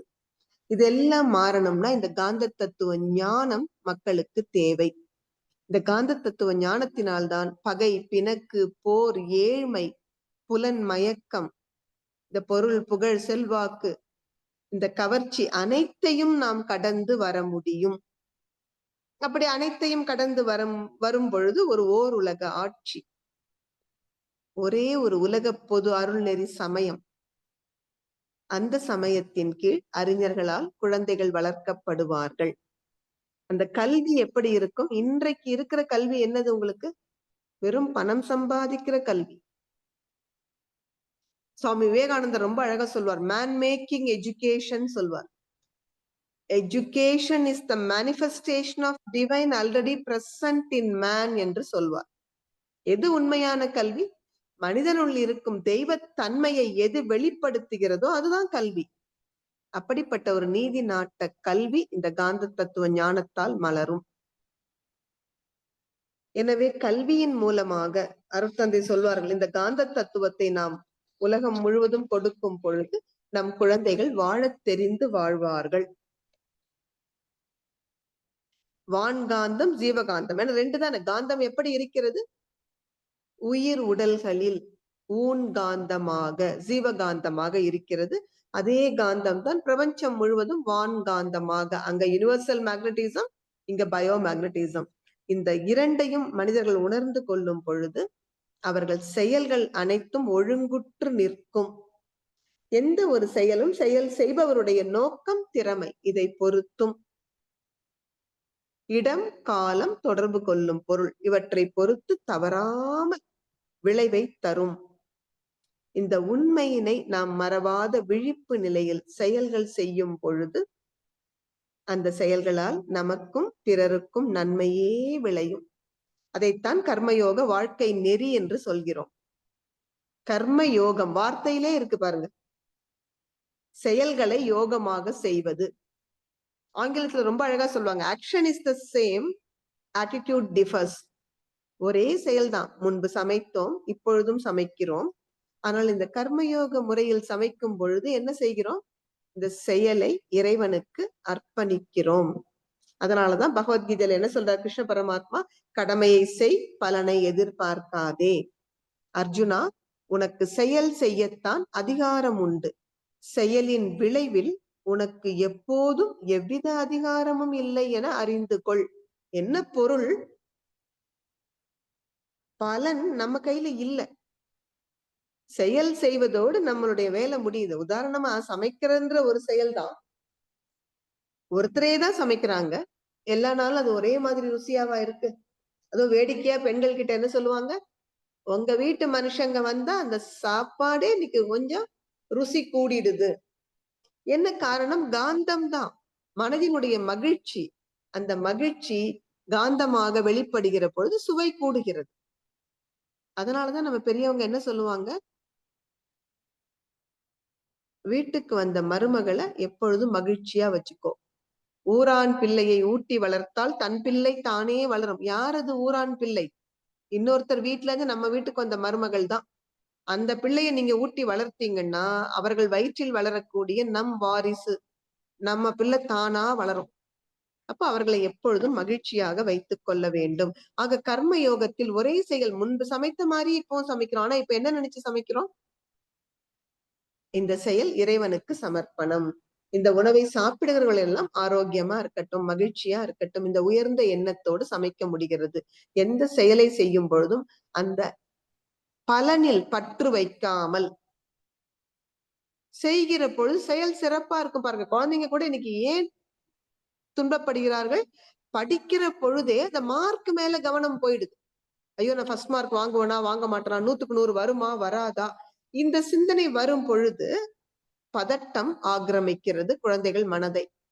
அதற்கு பதிலா, இங்க பாருப்பா, நீ படிக்கிறது மட்டும்தான் உன் கடமை, அதை சரியா செய், மார்க்க பத்தி கவலைப்படாத, நாங்க யாரும் உன்னை ஒண்ணும் கேட்க மாட்டோம், மார்க் வர்றது வரட்டும்னு சொல்லி பாருங்க. குழந்தைகள் 100% கவனத்தோடு படிக்கிற பொழுது நிச்சயமா உயர்ந்த மார்க் வரத்தானே செய்யும். செயலுக்கு விளைவு, செயல் செய்பவரது நோக்கம், திறமை, இதை பொறுத்து. எனவே இந்த அடிப்படையில் செய்யும் செயல்கள் எல்லாம் தான் கர்மயோக வாழ்க்கை நெறியாக மாறுகிறது. அது மட்டுமல்ல, காந்த தத்துவம் உங்களுக்கு நன்கு புரிகிற பொழுது, ஏன்னா நாமே இப்போ இது 11வது பாகமாக சிந்தித்துக் கொண்டிருக்கிறோம். இதுவரை 10 கவிதைகள் சிந்திச்சிட்டோம். இருந்தாலும் கூட 100% காந்த தத்துவம் நம் மனதில் அழுத்தமா பதிஞ்சுதா அப்படின்னா ஒரு கேள்விக்குறி இருக்கும். ஆனால் அதை பத்தி கவலைப்படாதீங்க. Practice makes perfect. இன்னும் தொடர்ந்து காந்த தத்துவத்தை நம்ம படிக்கணும், அதை சிந்திக்கணும். அப்படி செய்து கொண்டே வரும் பொழுதுதான் இயல்பா காந்தம் இல்லாத இடமே இல்லை என்பது நமக்கு கருமையத்தில் அழுத்தமா பதிஞ்சிரும். அப்படி அழுத்தமா பதிஞ்சிட்டா நீங்கள் யாரை பார்த்தாலும் எதை பார்த்தாலும் உங்களுக்கு என்ன தோணும்? இறைவனின் தோற்றம் தான் இது. இறைவன் தான் அசைவில் அணுவாகி அணுக்கள் கூட்டிலே இந்த நபராக இருக்கிறான். இந்த நிலைக்கு அறிவு உயர்ந்து விட்டால் எதிலும் எங்கும் இறைவனை பார்க்கக்கூடிய அந்த உன்னதமான நிலையில் நம்முடைய வாழ்க்கை எப்படி இருக்கும்? அன்பும் கருணையுமாகத்தானே இருக்கும். அதனாலதான் அருட்தந்தை சொல்லுவாங்க, உள்ளதை உணர்ந்து கொண்டால் நல்லதை மட்டுமே செய்வோம், அல்லதை தவிர்த்து விடுவோம். அப்ப சொல்றது சுலபம், ஒன்றே செய், அதுவும் நன்றே செய், அதுவும் இன்றே செய், தள்ளி போடாதேன்னு. ஆனா எப்போ நல்லது செய்ய முடியும் என்றால் உள்ளதை உணர்ந்து கொள்ளும் பொழுது. அதனாலதான் சொல்றாங்க, இந்த காந்த தத்துவ ஞானம் நமக்கு உள்ளதை அந்த வார்த்தையே பாருங்க, உள்ள இருக்கிறது தான் உள்ளது, உண்மை என்று. அதனாலதான் இறைநிலைக்கு மெய்ப்பொருள்னு ஒரு பேர் சொல்றோம். மெய்ப்பொருள்னா என்ன? உண்மை பொருள். உள்ளது என்னன்னு பார்க்கணும். பிரபஞ்சம் என்பது மேன்மை, நீங்களும் நானும் மேன்மையின் அடையாளம். ஆனா அந்த மேன்மைக்கு உள்ள என்ன இருக்குன்னு பாத்தீங்கன்னா அதுதான் இறைநிலை, மெய்ப்பொருள். அதை உணர்ந்து கொள்ளும் பொழுது, அந்த உள்ளதை உணர்ந்து கொள்ளும் பொழுது. அதனாலதான் திருவள்ளுவர் என்ன அழகா சொல்வார், பொருள் அல்லவற்றை பொருள் என்று உணரும் மருளானாம் மானா பிறப்பு. நம்ம இல்லாததெல்லாம் பொருள்னா மெய்ப்பொருள், உண்மை பொருள் இறைவன் தான். நம்ம ஒன்றுமில்லாததெல்லாம் பொருள் பொருள் என்று சொல்லுகின்றோமே, இது மருள் மயக்கம்னு சொல்றார். அதை விட தெளிவா ஒரு இடத்துல சொல்வார், எப்பொருள் எத்தன்மை தாயினும் அப்பொருள் மெய்ப்பொருள் காண்பது அறிவு. அதே போல எப்பொருள் யார் யார் வாய் கேட்பினும் அப்பொருள் மெய்ப்பொருள் காண்பது அறிவு. மெய்ப்பொருள் அந்த உள்ளது. மெய் என்றால் உண்மை. அந்த உண்மை என்னது? அதை உணர்ந்து கொண்டால் இறைவன் தான் உண்மை, மற்றதெல்லாம் பொய் தான். ஏன் பொய்ன்னு சொல்றோம்? அதெல்லாம் நிலைச்சு நிக்காது, மாறிக்கொண்டே இருக்கும். நம்முடைய வாழ்க்கை எத்தனை காலம்? 100 வருஷத்துக்கு முன்பு இருந்தவர்கள் இன்னைக்கு இருக்காங்களா? இல்ல இன்னொரு 100 வருஷம் கழிச்சு நாம தான் இருக்க போறோமா? ஆனால் இறைநிலை அப்படி அல்ல. ஆங்கிலத்துல ரொம்ப அழகா சொல்லுவாங்க, which was the same yesterday, which is the same today, and which will be the same tomorrow. That is truth. உண்மை என்பது மாறாதது, நிலையானது. அது நேற்றும் அப்படித்தான் இருந்தது, இன்றைக்கும் அப்படித்தான் இருக்கு, நாளைக்கும் அப்படித்தான் இருக்கும். ஒரு நாளும் மாறவே மாறாது. அந்த உண்மை பொருளை உணர்ந்து கொள்ளும் பொழுதுதான் அறநெறி வாழ்க்கை இயல்பா மலரும். நமக்கு நல்லது மட்டும்தான் செய்வோம், நம்ம அல்லதை நம்மால் செய்யவே முடியாது. அதனாலதான் அருட்தந்தை சொல்ற, சாந்தமான ஆன்ம வாழ்வு காந்த தத்துவ ஞானத்தால் கிட்டும். உங்கள் வாழ்க்கை சாந்தமாக சலனமின்றி அமையும் பொழுது சலிப்பில்லாத பேரின்பம் உங்களுக்குள் ஊற்றெடுக்கும். அது மட்டுமல்ல, எங்கும் எதிலும் இறைநிலையை காணக்கூடிய பக்குவம் வந்துவிட்டதால் மெய்ப்பொருள் மறவாத அந்த சத்திய வாழ்வு, உண்மை வாழ்வு உங்களுக்கு கிட்டும். அப்பதான் அருட்தந்தை சொல்றாரு, தீய வினை அகலும். இந்த இடத்துலதான் எப்ப உண்மையை உணர்ந்து கொண்டு நன்மையை மட்டும் செய்கிறோமோ, தீமையை தவிர்த்து கொள்கிறோம் அல்லவா, அந்த இடத்துலதான் வாழ்வில் நிகழ்வதெல்லாம் பேரின்ப ஊற்றாய் மாறும்னு சொல்றாங்க. நம்முடைய வாழ்க்கையே எப்படி இருக்குமா? ஒரு பேரின்ப ஊற்றாக. அந்த இன்ப ஊற்று இடையறாது இதயத்தில் பெருகிக் கொண்டே இருக்கும். அதற்கு அடித்தளம் அமைத்து கொடுப்பதுதான் இந்த காந்த தத்துவ ஞானம். இறையருளும் குருவருளும் துணை நிற்பதால் நாம் இத்தனை அழகாக தொடர்ந்து இந்த காந்த தத்துவத்தை சிந்தித்துக் கொண்டிருக்கிறோம். அடுத்த மாதத்தில் நிறைவு பகுதியாக அருட்தந்தை சொல்வாங்க, இந்த காந்த தத்துவ ஞானம் பெற்றதினுடைய பயன் என்னவா இருக்கும். ரொம்ப அழகா சொல்வாரு, பயன் தொண்டுதான். அதனாலதான் நம்ம என்ன சொல்றோம், இந்த உயிர் உணர்வு, காந்தத்தை பற்றிய அறிவு யார் ஒருவருக்கு கிட்டுகிறதோ அவர் இந்த சமுதாயத்தினுடைய விலை மதிக்க முடியாத சொத்தாக மாறுகிறார். என்ன காரணம்? இந்த காந்த தத்துவம் புரிந்த நிலையில் நம்மால் யாருக்கும் துன்பம் கொடுக்கவும் முடியாது, யார் ஒருவர் துன்பப்படுவதை பார்த்து கொண்டு எனக்கு என்னன்னு போகவும் முடியாது. என்னவாது நம்மளால முடிஞ்சது ஒரு சின்ன உதவியை அவர்களுக்கு செய்வோமே என்கின்ற எண்ணம் இயல்பாக எழும். அதனால வாழ்க்கையே தொண்டாக மாறும். அருட்தந்தை அதை ரொம்ப அழகா சொல்லுவாங்க, பிறர் துன்பம் துடைத்தற்கே தன் வாழ்நாளை பேரறிவோடு அர்ப்பணித்து நிற்கும் நிலை தொண்டு. அந்த தொண்டு எப்ப வரும் நம்முடைய வாழ்க்கையில் என்றால், இந்த உண்மை அறிவு ஒளி வீசும் பொழுது. அதனாலதான் திருவள்ளுவர் அறிவுடையார் எல்லாம் உடையார்னு சொன்னார். இந்த அறிவு நமக்கு மலரும் பொழுது, இந்த அறிவை கொண்டு நாமும் மகிழ்ச்சியாக வாழ்வோம், மற்றவர்க்கும் மகிழ்ச்சியை தருவோம். அருட்தந்தை அதை ரொம்ப அழகா சொல்லுவாங்க, வாழத் தெரிந்து வாழ்வோம், வாழத் தெரியாதவர்க்கும் வழிகாட்டுவோம். அப்படிப்பட்ட ஒரு சிறப்பை தருவதுதான் காந்த தத்துவ ஞானம். அந்த உயர்ந்த காந்த தத்துவத்தை சிந்திக்கும் வாய்ப்பளித்த எல்லாம் வல்ல இறையருளுக்கும் குருவருளுக்கும் நன்றி கூறி, இந்த புனிதமான சிந்தனையில் பங்கு கொண்ட நீங்களும் உங்கள் அன்பு குடும்ப உறுப்பினர்கள் அனைவரும் ஆசான் அருட்தந்தை அவர்கள் வழியில் 16 செல்வமும் நிறைவாக பெற வேண்டும் என்று மனங்குளிர வாழ்த்தி நிறைவு செய்கிறேன். இறை உணர்வும் அறநெறியும் கல்வி தனம் தானியம் இளமை வலிவு துணிவு நன்மக்கட்பேறு அறிவில் உயர்ந்தோர் நட்பு அன்புடைமை அகத்தவம் அழகு புகழ் மனித மதிப்பு உணர்ந்து ஒழுகும் பண்பு பொறை உடைமை எனும் பேறு 16 பெற்று போற்றலுக்கும் தூற்றலுக்கும் வாழ்த்துக்களை கூறி மறை விளக்கும் உயர் வாழ்வை மதித்து ஒழுக்கம் காத்து மன அறத்தின் ஒளி விளக்காய் வளம் ஓங்கி நாம் வாழ்வோம், நம் நாடு உயர, இந்த உலகம் உயர தொண்டு செய்வோம். அனைவருக்கும் நன்றி. வாழ்க வளமுடன். வாழ்க வளமுடன். மிக்க நன்றிகள் அம்மா. மிகச் சிறப்பான சிந்தனை உரை.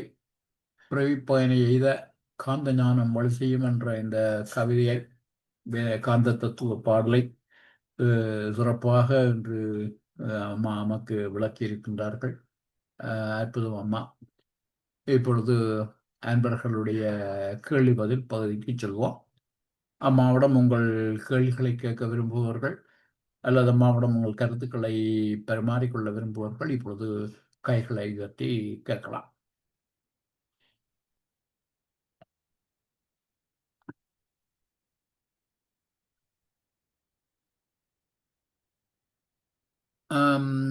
அம்மா, நான் ஆரம்பித்து வைக்கிறேன். வாழ்க வளமுடன். வழக்கம் போல ஓபனிங் பேட்ஸ்மேன் நீங்க தான், சொல்லுங்க ஐயா. இந்த காந்த தத்துவ பாடல்கள் 12 பாடல்களையும் வேதாத்ரி மகரிஷி கலிபோர்னியாவிலே அந்த யக்காவலி என்ற இடத்தில் உள்ள ஆசிரமத்தில் தங்கியிருந்த போது எழுதியதாக சொன்னீர்கள். அந்த கால பகுதியில்தான் வேதாத்ரி மகர்ஷியினுடைய இந்த காந்த தத்துவ சிந்தனை உருப்பெற்றதா அல்லது அவர் ஏற்கனவே இந்த காந்த தத்துவம் தான் வேதாத்ரி மகரிஷியுடைய பிரம்மஞானம் எல்லாவற்றுக்குமே அடிப்படையான தத்துவமாக இருக்கின்றது. அந்த அவருடைய காந்த தத்துவம் பற்றிய அவருடைய சிந்தனை ஏற்கனவே முழுமையாக வளர்ச்சி பெற்ற ஒன்று. அதை நூலுருவாக உருவாக்கியதுதான் அந்த காலப்பகுதியா அல்லது அப்பொழுதுதான் அந்த காந்தத்தை வைத்து விளக்குகின்ற ஒரு சிந்தனை அவருக்கு வந்திருக்குமாமா? வாழ்க வளமுடன் ஐயா. வழக்கம் போல ஒரு ஆழமான கேள்வி. அருட்தந்தை சொல்லுவாங்க, காந்த தத்துவத்தை நான் சொல்லல, ஏற்கனவே நம்ம பெரியவங்க சொல்லிட்டாங்க. அப்படி இருக்கிற பொழுது 1990ல இந்த யக்காவேலி வன ஆசிரமத்துலதான் காந்த தத்துவ ஞானம் அருட்தந்தை மூலமாக இந்த உலகிற்கு வெளிப்படுத்தப்பட்டதானா? இல்ல, ஏற்கனவே அருட்தந்தை காந்தத்தை பத்தி பேசிட்டாங்க எல்லா இடத்திலும். இன்னும் சொல்ல போனா இந்த காந்த தத்துவ கவிதைகளை, இந்த 12 கவிதைகளை அருட்தந்தை அந்த யக்காவேலிங்கிற வன ஆசிரமத்துல கொடுத்தாங்க. ஆனா அதற்கு முன்பே மறைபொருள் விளக்கம் என்ற பெயரால் அருட்தந்தை நடத்துகின்ற பயிற்சிகள் எல்லாம் காந்தத்தை பத்தி பேசியிருக்காங்க. இப்ப சொன்ன அந்த ஏறுமையில் ஏறி விளையாடு முகம் ஒன்று கவிதையெல்லாம் அருட்தந்தை முன்பே விளக்கிட்டாங்க. ஆனால் இந்த கவிதைகளாக, இந்த 12 கவிதைகளாக அது உருப்பெற்றதுதான் யக்காவேலிங்கிற வன ஆசிரமம். ஆனால் காந்தம் என்பது அதற்கு முன்பே, நம்ம இப்ப சொன்ன மாதிரி நம்முடைய சித்தர்கள் அவர்களே காந்தத்தை பத்தி தெளிவா பேசிட்டாங்க. இன்னும் சொல்ல போனா காந்த புராணம்னே தான் அதை சொல்றாங்க. ஆமா. அப்போ யா. அருட்தந்தை ம்ஹ்ம். எக்காவேலியில மட்டும்தான் காந்தத்தை வெளிப்படுத்தினாங்க இல்ல. இந்த கவிதைகளாக, இந்த 12 கவிதைகளாக அது உருப்பெற்றது இந்த எக்காவேலி ம். என்கின்ற வன ஆசிரமத்தில். ஆனா அதற்கு ம். முன்பே காந்த தத்துவத்தை பத்தி அருட்தந்தை தெளிவா பேசியிருக்காங்க. நன்றி அம்மா. யா. அப்படிதான் நான் யோசிச்சேன். தெளிவாம்மா. மிக சரி. ஆமா. நீங்க யோசிச்சது ரொம்ப சரி. வாழ்க வளமுடன்ங்க ஐயா. வாழ்க வளமுடன். வேறு அன்பர்கள்?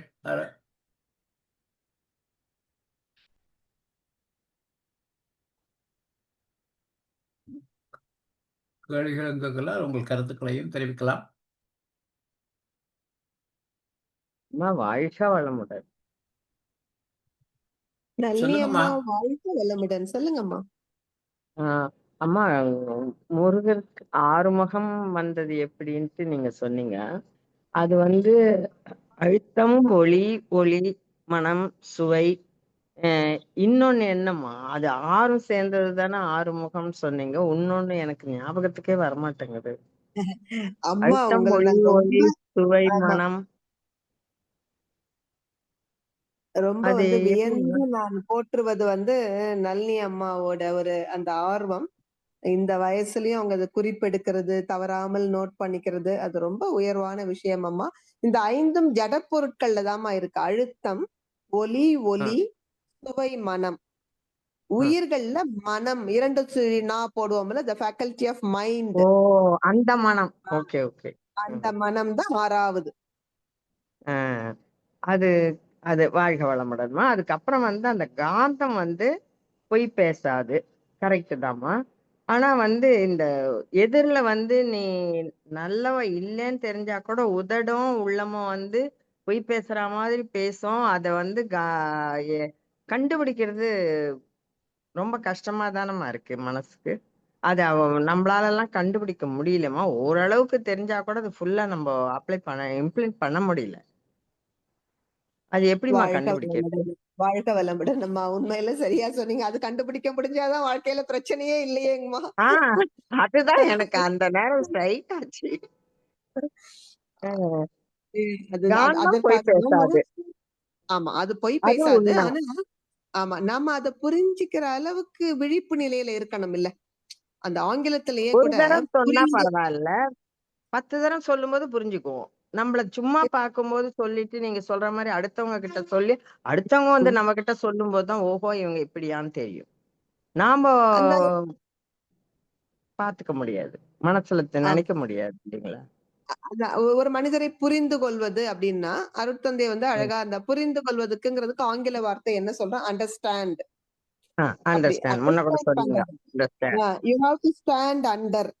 அப்ப ம். எப்பொழுதுமேங்கம்மா, அந்த சட்லர் ஃப்ரீக்வன்சின்னு சொல்றோம் பாத்தீங்களா? மனதின் அலைச்சுழல் உங்களுக்கு ஆ. குறைவா இருக்கிற பொழுது, அந்த விழிப்பு நிலையில உங்களுக்கு நல்ல வெளிப்படாது. துல்லியமா தெரியும். எதிர்ல இருக்க நபர் ஓஹோஹோ! உண்மையான நபர் அல்லன்னு. ஆனாலும் பெரியவர்கள் என்ன பண்ணுவாங்க? பெருந்தன்மையோட அந்த நபரையும் மன்னிச்சு ஏத்துக்குவாங்க. அது நம்ம மனவளக்கலையில எல்லாரையுமே மன்னிக்கிறோம்மா. நேர்லயே நம்மள திட்டிட்டா கூட, வாழ்க வளமுடன் சொல்லி உண்மைதான். தான் விட்டுர்றோம். மகரிஷி அவ்வளவுதான்மா. ஐயாவோட துணையோட நம்ம அத ஃபாலோ பண்ணிட்டு தான் வரோம்மா. இதையும் மிஞ்சி நம்ம தப்பு செய்யலாம். நமக்கு தெரியாத செஞ்சிருக்கலாம். அவ்வளவுதான். அவ்வளவுதாம்மா. நீங்க சொன்னது வாழ்க ரொம்ப சரி. வளமுடன். நம்ம தெரிஞ்சு தப்பு செய்ய வேண்டாம். வாழ்க வளமுடன் ம். அம்மா. வாழ்க வளமுடன். நன்றிம்மா. வாழ்க வளமுடன். நன்றிகளம்மா. அடுத்து தராய்யா. வாழ்க வளமுடன். மிக்க நன்றிகள் ஐயா. நன்றிகள் அருட்செல்வி அம்மா. சிறப்பான வழக்கமான ஒரு காந்த தத்துவ உரை. அதை உள்வாங்கிறது தான் நம்ம ரெடியா இருக்கணும், அவ்வளவுதான். நம்ம நீங்க சொன்ன மாதிரி ஸ்டாண்ட் அண்டர்ல இருந்தா தான் புரிஞ்சிக்க முடியும். அம்மா கேட்டாங்க இல்லைங்களா, அது மாதிரி சந்தேகத்துல ஒருத்தர் எப்படி கண்டுபிடிக்கிறது, நடிப்பாங்க, நம்மளால கண்டுபிடிக்க முடியாது. நான் என்ன சொல்றேன்னா, ஆட் பண்றது ஒண்ணுதான், இருக்கிறது தான். அது அகத்தின் அழகு முகத்தில் தெரியும். அப்போ என்னதான் அவங்க ஒளிச்சு நடிச்சாலும் அந்த முகம் காட்டிவிடும். அந்த ஒரு கொஞ்ச நேரம், எவ்வளவு நேரம் நடிக்க முடியும்? கொஞ்ச நேரம் உள்ள இருக்கிறது வெளில வந்துடும். அதனாலதான் மகரிஷி வந்து மகான்களின் காலை பார்க்காதீர்கள், நீங்க கண்களை பாருங்கள் என்று சொன்னார்.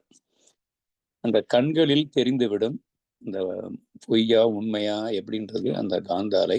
அங்க காந்தம் பொய் சொல்லாது இல்லையா, அது மாதிரி அந்த முகத்துல அந்த காந்தம் நிச்சயமா நமக்கு காட்டி கொடுத்துரும். அப்படி வாழ்க வளமுடன் ஐயா. வாழ்க வளமுடன். நன்றிகள் அம்மா. சிறப்பம்மா. நான் நடுவுல கொஞ்சம் லேட்டா நான் ஆரம்பிச்சேன். ரொம்ப சிறப்பான உரை. அந்த சப்ஜெக்ட் வந்து எந்த அளவுக்கு பக்குவமா எப்படி ஊட்டி ஒரு சுவையோட கொடுக்க முடியுமோ அந்த அளவுக்கு கொடுத்துட்டு இருக்கீங்க அருட்செல்வி. வாழ்க வளமுடன். வாழ்க வளமுடன் அண்ணா, மிக்க நன்றி. எந்த தேசத்துல இருக்கீங்க? சரி, நல்ல கேள்வி. கனடாவில் தான் இருக்கேன், சரிங்களா இருக்கேன். ஆனா பயணங்கள் இருந்துகிட்டே இருக்கு. யுஎஸ் மறுபடியும். அதான் நினைச்சேன். ஆமா ஆமா. வாழ்க வளமுடன் அண்ணா, மிக்க மகிழ்ச்சி. வாங்க, இந்தியா வரும்போது சந்திப்போம். நிச்சயமா நிச்சயமா. வாழ்க வளமுடன். வாழ்க வளமுடன்.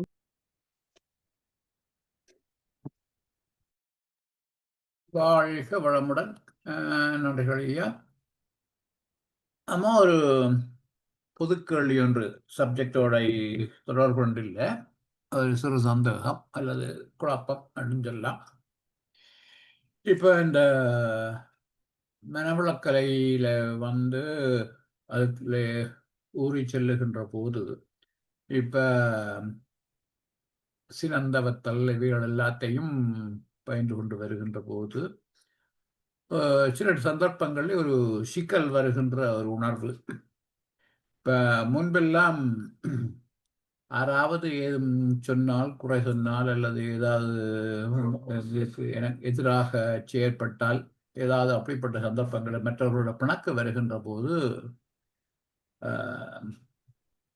என்னோட சொல்றது, இந்த அகோர அடி என்று சொல்லுவார்களே, அந்த மாதிரி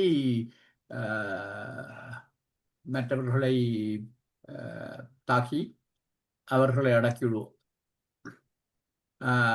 அது ஒரு சர்வைவல் ஸ்ட்ராட்டஜியாகவே நான் பயன்படுத்தியிருக்கிறேன் பல காலம். அதுவும் குறிப்பாக சிறு வயதுகளிலிருந்து வளர்கின்ற காலத்திலே, இப்போ நான் ஒரு பர்சன் வித் டிசபிலிட்டி ஆகிருக்கின்ற போது பலர்கள் அதை அடிப்படையாக வைத்தே என்னை குறைக்க முற்படுவார்கள். அப்பொழுது அதற்கு 10 மடங்கு ஃபோர்ஸாக அவர்களை எதிர்த்து செயற்படுவதுதான் என்னுடைய சர்வைவல் ஸ்ட்ராட்டஜியாக இருந்து வந்தது. இப்பொழுது மனவளக்கலையை ஆழமாக செல்ல செல்ல செல்ல அதுகள் எல்லாத்தையும் தவிர்த்து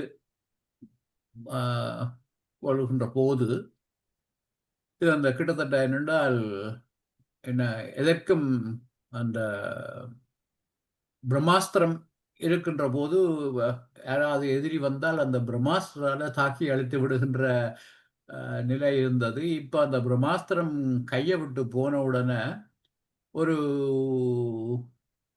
வல்னரபிளாக இருக்கிற மாதிரியான ஒரு உணர்வு வரப்பாக்கின்றது. அப்ப மற்றவர்களுடைய தாக்குதல்களுக்கு ஈடு கொடுக்க முடியாத ஒரு வகை குழப்பத்தை மனதிலே ஏற்படுத்துகின்றது. அது ஏனென்றால் அந்த கையில இருந்த பிரம்மாஸ்திரம் இல்லாமல் போய்விட்டது, அல்லது பயன்படுத்த முடியாமல் போய்விட்டது. எனவே என்னை நான் பாதுகாக்க முடியாத ஒரு உணர்வு மாதிரி சில சந்தர்ப்பங்களே எண்ணம் வருகின்றது.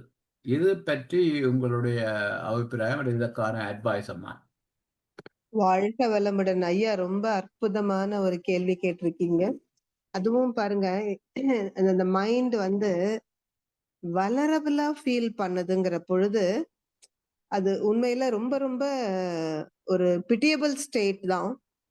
ஆனா இன்னைக்கு நீங்க என்ன ஒரு உண்மையை உணர்ந்துக்கணும்னா, இதுவரை நீங்கள் பயன்படுத்திய பிரம்மாஸ்திரம் வந்து உங்களை நம்பி யாராவது மட்டம் தட்டினால், அதிலும் டிசபிலிட்டியை வைத்து தட்டுகிற பொழுது உண்மையில் அவர்கள் மனிதர்களே அல்ல. ஆனால் அப்படியும் தான் நாம நிறைய பேரை பார்க்கிறோம். அப்ப எல்லாம் வந்து பல மடங்கு ஆவேசத்தோடு எதிர்த்து நின்ற அந்த பிரம்மாஸ்திரம் கை நழுவி விட்டதே என்கிற பொழுது மனம் சோர்ந்து போய் ஒரு கையறு நிலை.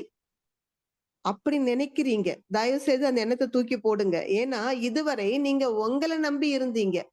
ஆனா இப்பொழுது இந்த பிரம்மாஸ்திரத்துக்கும் மேலாக நீங்கள் இறைவனை துணை கொண்டிருக்கிறீர்கள்.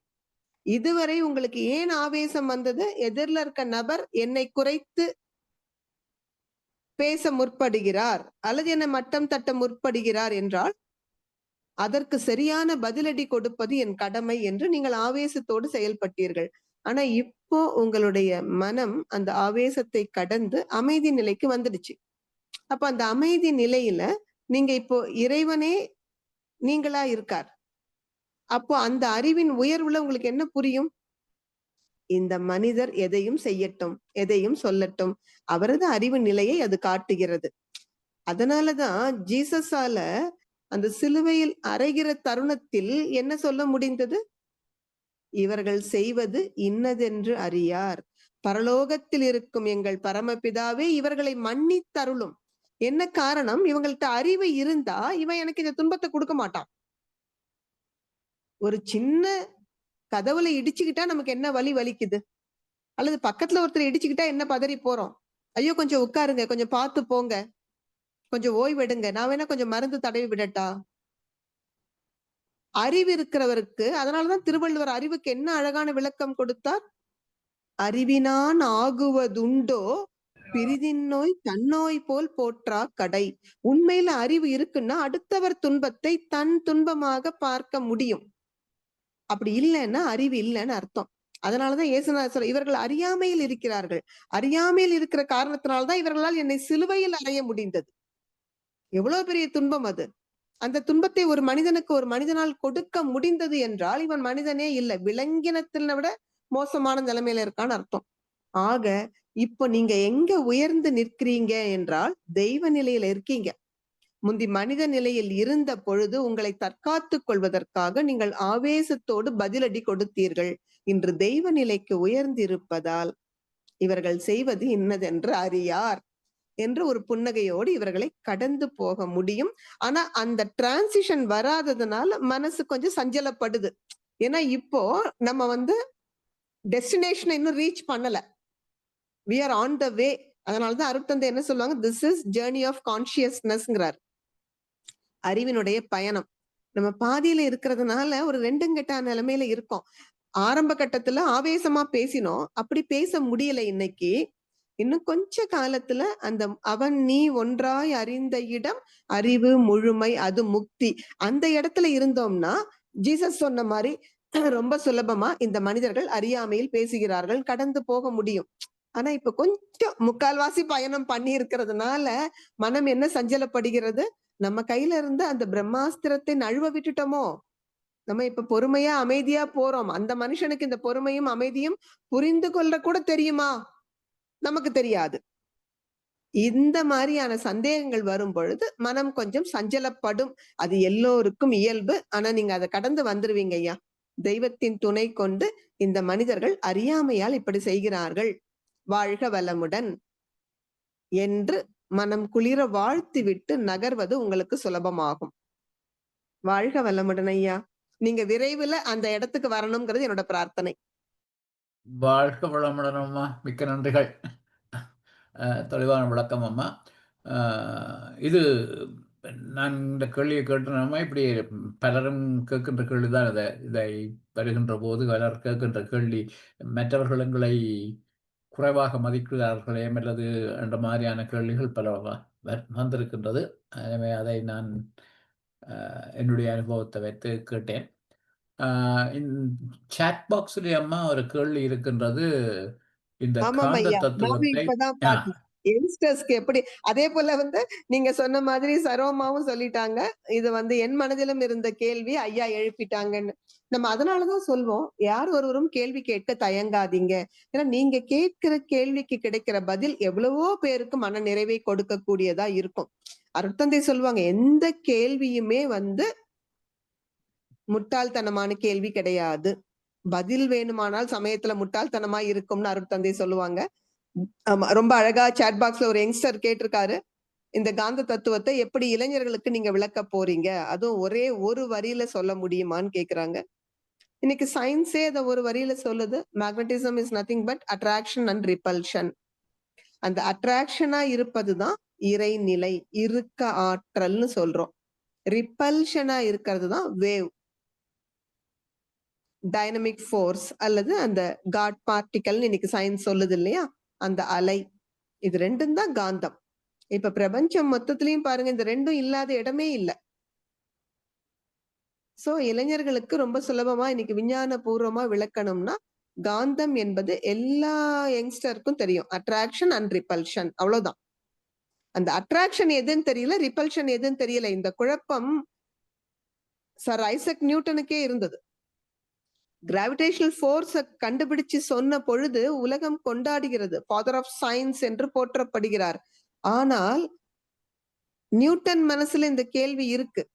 எங்குமே நான் அட்ராக்ஷன் அண்ட் ரிப்பல்ஷன் பார்க்கிறேன். நான் அட்ராக்டிவ் ஃபோர்ஸ் பத்தி பேசுறேன். But what about that repulsive force? அந்த குழப்பம் இருந்தது. அதன் பிறகுதான் ஆல்பர்ட் ஐன்ஸ்டீன் கொஞ்சம் அத கிளியர் பண்ணுவார். அவர் என்ன பண்றாருன்னா, சர் ஐசக் நியூட்டன் எப்படி பிரபஞ்சத்தை அந்த 4ம் இண்டிபெண்டன்ட் குவான்டிட்டிஸ்னு பாப்பாரு. Matter, energy, space, time. இந்த 4 இண்டிபெண்டன்ட்னு சொல்றத ஐன்ஸ்டீன் ரிலேட்டிவ் கான்செப்டா மாத்துகிற பொழுது அந்த ரிப்பல்சிவ் ஃபோர்ஸ் குறித்த நியூட்டனோட குழப்பத்திற்கு அங்க விடை கிடைக்கும்னுட்டு. அதனால யங்ஸ்டர்ஸ்க்கு ரொம்ப சுலபமா புரியணும்னா அவ்வளவுதான். Magnetism is nothing but attraction and repulsion. அதுல அட்ராக்ஷனா இருப்பது ஸ்டாட்டிக் ஸ்டேட், ரிப்பல்ஷனா இருப்பது டைனமிக் ஃபோர்ஸ். அப்போ பிரபஞ்சம் முழுவதும் ஸ்டாட்டிக் அண்ட் டைனமிக். வாழ்க வளமுடன். நன்றி. வாழ்க வளமுடன். வாழ்க வளமுடன். நன்றிகள் அம்மா. அடுத்து ஜனாரையா. அருட்செல்வியம்மா, வாழ்க வளமுடன். வாழ்க வளமுடன் ஐயா. மிக்க மகிழ்ச்சி உங்க குரல் கேட்டது. சிறப்பான சிந்தனை ஒரு. இப்ப ஐயா கேட்ட கேள்வியோட தான் எனக்கு இந்த தொடர்ந்தே இந்த கேள்வியை கேட்கணும் போல ஒரு உணர்வு வந்தது. இப்ப நீங்க சொல்றது சரி. ஆனா எனக்கு என்ன கேள்வின்னு சொன்னா, சரி இந்த ஜீசஸ் அவங்களெல்லாம் மற்றவங்களை ஹர்ட் பண்ண இல்லை, அவங்க பாவிகள் தெரியாம செய்கிறார்கள் என்று சொல்றது சரி. ஆனா அவர்களை மன்னியுங்கள் என்ற இடத்துக்கு அவங்க ஞானிகள் என்றபடியத்தான் போயிருப்பாங்கன்னு நினைக்கிறேன். அது மற்றவர்களுக்காக மன்னிப்பு ஏன் கேட்க வேணும் என்றது ஒரு கேள்வி. அடுத்தது 2வது கேள்வி சில நேரங்கள் எங்களை மனத்துக்கு பிடிக்காத சம்பவங்கள் நடக்கல, அதை விட்டுட்டு விலத்திடுறோம். அதுக்குள்ள இன்வால்வ் பண்ணாம தள்ளி இருந்துடுறோம். ஆனா அந்த பின்னாலே ஒரு உணர்வு இருந்து கொண்டே இருக்குது. அதுக்கு செய்திருக்காங்களே, அப்ப அதுக்கு நீங்க சொல்ற மாதிரி அவர்கள் தெரியாம செய்கிறார்களோ அப்படி என்றுதான் யோசிக்க வேண்டி வருகிறது சில வேளை. அதுக்குரிய பதில் என்னவா இருக்கும் அம்மா? வாழ்க வளமுடன். வாழ்க வளமுடன் ஐயா. நீங்க சொன்னது முற்றிலும் சரி. ஜீசஸ் ஒரு ஞானியா இருந்ததாலதான் அவரால் அப்படி சொல்ல முடிந்தது. இப்போ நம்ம கூட தவத்தின் நிறைவுல என்ன சொல்றோம்? இன்னல் புரிவோர் எதிரிகளாய் இருப்போர் எவரேனும் இருப்பின் அவர்களும் உளந்திருந்தி நல்வாழ்வு வாழ மனம் குளிர வாழ்த்துவோம். ஏன் இந்த எதிரியும் திருந்தணும்னு வாழ்த்துறோம்? அந்த எதிரிக்கும் அறிவு உயரும் பொழுதுதான் ஒரு சமுதாயம் ஆரோக்கியமா இருக்கும். அதனால அந்த பக்குவப்பட்ட நிலையில தான் நம்மளால எதிரிய வாழ்த்த முடியும். ஒரு சின்ன கண்டிஷனிங் மைண்ட் செட்ல இருந்து நம்ம வெளியில வர்றோம். அப்போ அவன் எனக்கு துன்பம் கொடுத்தான் அப்படின்னா எனக்கு என்ன தெரியுது? தீதும் நன்றும் பிறர் தர வாரா. இந்த நபர் அவன் வேணும்னே எனக்கு துன்பம் கொடுக்கல, என்னிடம் ஒரு தீய வினை பதிவு இருந்தது. இந்த வினைப்பதிவு போறதுக்கான காலம் வந்து விட்டது. இறைநிலை இந்த நபரை பயன்படுத்தி என்னிடம் உள்ள கலங்கத்தை தூய்மை செய்கிறது. இது புரிகிற பொழுது அந்த நபருக்கு நம்ம வாழ்க வளமுடன் என்கிற வாழ்த்து கொடுப்பது சுலபம். ஆனா நான் ஏற்கனவே சொன்னது போல இது அவ்வளவு சுலபத்துல நமக்கு புரியறது இல்லை. ஏன்னா நம்முடைய உயிரையும் அந்த ஆணவம், கண்மம், மாயை என்ற மலங்கள் மறைத்து கொண்டிருப்பதால் நமக்கு அது அவ்வளவு சுலபத்துல வரல. ஆனா தியானம் செய்ய செய்ய அந்த நிலை வரும். ஆமா. இன்னொரு கேள்வி என்ன கேட்டீங்க ஐயா? இல்ல அந்த இப்ப ஒரு சில விஷயங்கள் மனதுக்கு பிடிக்காத விஷயங்கள் நடக்கல, அதுல நாங்க தள்ளி இருந்துடுறோம் சில வேளை. என்னதான் நடக்கட்டும் அதுக்கும் எங்களுக்கும் ஒரு சம்பந்தம் இல்லையென்று சில வேளை எங்களோட கருத்துக்களுக்கு கேட்காம இருக்கையோ இல்லாட்டி எங்களை மதிக்கலையோ என்ற உணர்வு தேவை இருக்கலையோ அதுக்குள்ள தேவையில்லாம போய் உள்நுழையாம நாங்க பேசாம இருந்துடுறோம் தள்ளி. அதால என்று ஒரு கேள்வி மிகப்பெரிய கேட்டேன். விஷயம் தானே. அப்படி தள்ளி இருக்க முடிந்ததுனாலே பெரிய வெற்றி தானே. எல்லாராலையும் அப்படி தள்ளி இருக்க முடியாதுல்ல. அது ஏன்னா உண்மைதான். பொதுவா மனசு உடனே என்ன பண்ணும், நம்மள மதிக்கல, நமக்கு சரியான மதிப்பு கொடுக்கலன்னு சோர்ந்து போய் நிக்கும் இல்ல. அப்படி சோர விடாமல் சரி அவங்க நமக்கு உரிய மதிப்பு கொடுக்கல, நம்ம தள்ளி இருப்போம் என்று இருந்தால் அதே பெரிய வெற்றி தான். அதுக்கு மேல இன்னும் ஒரு கேள்வி சேர்ந்து வந்துட்டுதுமா. இந்த மெடிடேஷன் பிடிச்சி தியானம் முடிஞ்ச வாழ்க்கைக்குள்ள நாங்க வந்து வாழ்க்கை துணைய பிள்ளைகளை அப்படி எல்லாம் பாசிக்கிறோம். இப்ப நண்பர்கள் என்று சொல்லிக்கலையும் எதிரிகள் என்று சொல்லிக்கலையும் மற்றது ஒர்க் கோஆர்டினேட் என்று சொல்லிக்கலையும் அதை நாங்க குளோபலா எல்லாருக்கும் சேர்த்து உண்டாயதை பார்த்துக்கிறோம். அது சரியா? இப்போ வந்து நண்பர்கள் எல்லாரும் வாழ்க வளமுடன், எங்களுக்கு தெரியாதார் நண்பரோ எதிரி என்று, எதிரிகள் எல்லாரும் வாழ்க வளமுடன் சொல்லிக்கல வந்து எனக்கு தெரியாதார் எனக்கு ஓகே எல்லாரும், ஆனா யார் எதிர எனக்கு நெச்சு கொண்டிருக்கிறாங்கன்னு எனக்கு தெரியாது. அதனால வந்து எதிரிகளா நினைவுள்ளோர் எல்லாரும் வாழ்க வளமுடன் என்று சொல்லிடுற மனத்துல ஒரு பேரை குறிப்பிடாம. அப்படி சொல்றது சரியா இருக்குமா? வாழ்க வளமுடன் ஐயா. அப்படி குளோபலா ஜெனரலைஸ்டா பொதுவா வாழ்த்து கொடுக்குறீங்க இல்லையா நீங்க நண்பர்களுக்கு? அப்படி கொடுக்குறீங்க. ஏதாவது ஒரு குறிப்பிட்ட ஒரு நண்பருக்கு வாழ்க்கையில உங்களுக்கு சிக்கல் இருக்கு, அதை குறிப்பிட்டு நீங்க வாழ்த்தலாம். அப்படி எதுவும் நீங்க பொதுவாக நண்பர்கள் அனைவரும் வாழ்க வளமுடன் அப்படி சரி. ஆமா ஆமா. போல எதிரிகள் என்றால் நீங்க சொன்ன எதிரி இல்ல, ஆனா ஒரு சிலர் ஏதோ காரணத்தினால நம்மள அவங்க மனசுல எதிரின்னு நினைச்சிருக்கலாம். அவர்களும் வாழ்க வளமுடன் பொதுவாக வாழ்த்து கொடுத்தீங்க இல்லையா? அப்படி கொஞ்சம் பிரேக் ஆகுது. உங்களோட போனா எந்த போனா தெரியல. ஓகே சொல்லுங்கம்மா. என்னுடைய போன் தான் கொஞ்சம் ப்ராப்ளம். Okay okay. ஒரே நிமிஷம் கொஞ்சம் இல்ல, இப்ப நான் நகர்ந்து வரேன். அதாவது நீங்க சொன்னது வந்து ரொம்ப சரி. அதாவது நான் யாரையும் எதிரின்னு நினைக்கல, ஆனால் என்னை வந்து யாரும் எதிரின்னு நினைச்சிருந்தா அவர்களும் வாழ்க வளமுடன் என்று நான் ஒரு வாழ்த்து கொடுக்கிறேன், பொதுவான ஒரு வாழ்த்து கொடுக்கிறேன். சரிதான், நீங்க செய்யறது ரொம்ப சரி. அப்படியும் வாழ்த்து கொடுக்கலாம். இல்ல இன்னும் ஒரு படி மேல போனீங்கன்னா, யார் எதிரியா எனக்கு இருக்க முடியும் என்னை தவிர? ஏன்னா என்னுடைய எண்ணம் தான் ஒரு நபரை எதிரி என்று நினைக்கிறது. அதனால வந்து அந்த இடத்துல நீங்க நம்மளையே கூட வாழ்த்துக்கலாம். எனக்கு இறைவா அறிவை உயர்த்தி கொடு. யார் ஒருவரையும் எதிரி என்று நினைக்காத அளவிற்கு. ஏன்னா நமக்கு உண்மை தத்துவம் தெரிஞ்ச பொழுது என்ன தெரிகிறது? எதிரின்னு யாரும் கிடையாது, தீதும் நன்றும் பிறர் தர வாரா. நான் யாரை எதிரின்னு நினைக்கிறேன்? எனக்கு துன்பம் கொடுக்கிறவரை. உண்மையில எனக்கு யாரும் துன்பம் கொடுக்கவே முடியாது. ஏன்னா என்னுடைய மனம் வந்து இப்ப என்ன ஒருத்தர் நீங்க முட்டாள் சொல்றீங்க. இந்த முட்டாள்னு நீங்க சொல்ற பொழுது ஒண்ணு நான் என்ன பண்ணலாம், அடடா என்ன முட்டாள்னு சொல்லிட்டாங்களே என்று வருத்தப்படலாம். அப்படி முட்டாள்னு சொன்னதுனால எனக்கு இவர் எதிரின்னு நினைக்கலாம். இல்லைன்னா அவர் முட்டாள்னு சொல்றது அவருடைய கருத்து. ஏன்னா அவருக்கு என்ன பத்தி ஒண்ணுமே தெரியாது. என்னுடைய தோற்றம், இந்த தோற்றத்தை வைத்து இவங்களுக்கு என்ன தெரியும் என்று அவர் ஒரு மதிப்பிட்டு இருக்கிறார். பரவாயில்ல, அது அவருடைய எண்ணம். உண்மையில் நான் முட்டாளா இல்லையாங்கிறது எனக்கு தெரியும் என்கிற பொழுது நான் என்ன செய்ய போறதில்ல, உங்களை எதிரியாக பார்க்க மாட்டேன். ஆக யார் ஒருவரும் அவர்கள் விருப்பம் போல என்ன செய்தாலும் அது என்னை பாதிக்கிறதா இல்லையா என்பதை நான் தான் தீர்மானிக்கிறேன். என்னுடைய அனுமதியின்றி எவருமே என்னை காயப்படுத்த முடியாது. நீங்க என்ன உண்மைதான். அடிக்க கூட செய்யலாம், உடலுக்கு கூட நீங்க துன்பம் கொடுக்கலாம். ஆனால் இந்த உடல் துன்பத்தை நான் மனதிற்கு கொண்டு போகிறேனா இல்லையா என்பது முழுக்க முழுக்க என்னை சார்ந்த விஷயம். ஆஹா, ஆ, ஆ. அதனால வந்து அந்த இடத்துக்கு அது கொஞ்சம் தியானத்தில் ஆழ்ந்து போக போக நமக்கு தெளிவா வரும். எந்த ஒரு நபரும் என்னை எந்த விதத்திலும் காயப்படுத்த முடியாது. Unless otherwise I permit the other person. ஆமா, ஆமா. அவர் என்ன வேணா சொல்லட்டுமே, என்ன வேணா செய்யட்டுமே. நீங்க சொன்னீங்க பாத்தீங்களா? நீங்க ஒதுங்கி போயிட்டீங்கன்னா, அவங்களால உங்களுக்கு எப்படி அவங்க உங்கள மட்டம் தட்டணும், உங்களுக்கு மதிப்பு குடுக்க கூடாதுன்னு நினைக்கிறாங்க. ஆமா. நீங்க அத அலட்சியப்படுத்தி ஒதுங்கி போற பொழுது, அவர்கள் நோக்கம் நிறைவேறாமல் போகிறது. உதாரணம், ராமானுஜாச்சாரியாரை அவர் தாழ்ந்த குலத்தை சேர்ந்தவர்களை சீடரா ஏத்துக்கிட்டது மட்டுமல்ல, அந்த உறங்கா வில்லியின் தோல்ல கை போட்டு வருவார். கொதித்து போகிற அந்தணர்கள் ராமானுஜரை ஜாதி பிரஷ்டம் செய்கிறார்கள்.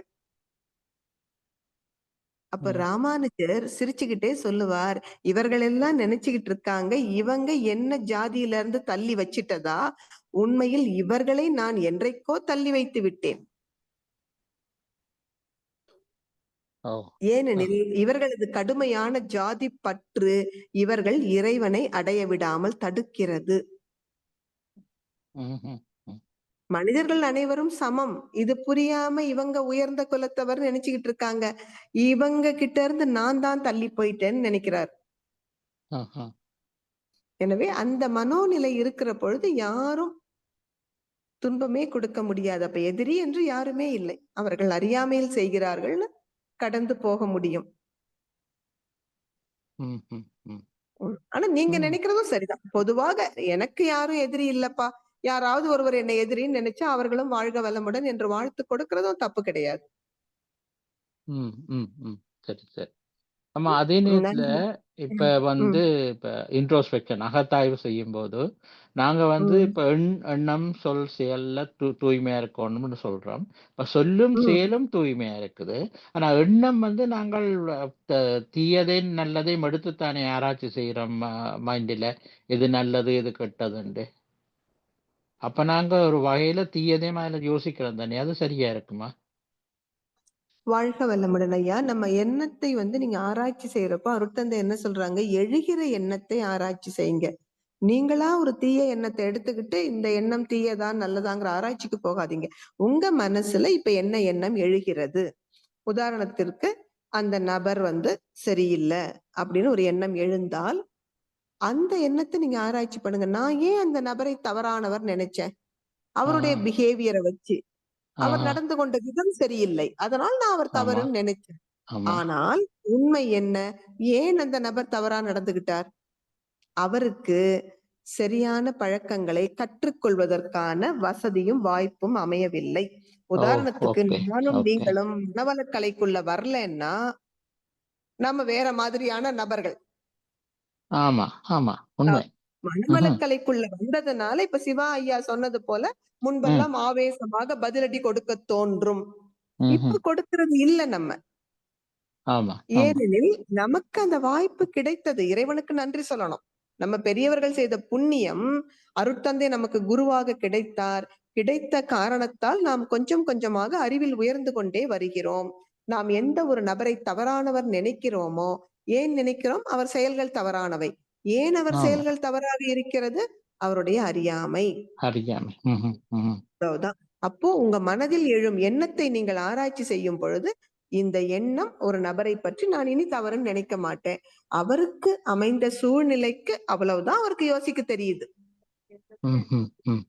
இவருக்கும் நல்ல சூழ்நிலை அமைந்து இவரும் அறிவை உயர்த்தி கொள்ளட்டும், வாழ்க வளமுடன் நம்ம நகர்ந்து அதனாலதான் அருட்தந்தை என்ன சொல்றார், மனிதன் அவன் உயர் மனிதனாக வாழச் செய்யும் மனவள கலை இதனை பரப்பி நலம் காண்போம். இந்த மனவளக்கலை பயிற்சிகள் யாரொரு மனிதனையும் உயர் மனிதன் ஆக்கும். நாமே அதற்கு அத்தாட்சி.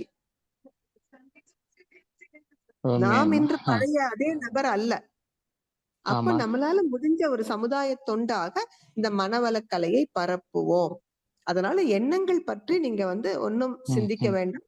ஒரு தீய எண்ணத்தை எடுத்தெல்லாம் நம்ம ஆராய்ச்சி பண்ண வேண்டாம். நம்ம மனசுல என்ன எண்ணம் எழுகிறதோ அந்த எண்ணம் எப்படிப்பட்ட எண்ணம் என்று ஆராய்ச்சி செய்யலாம்.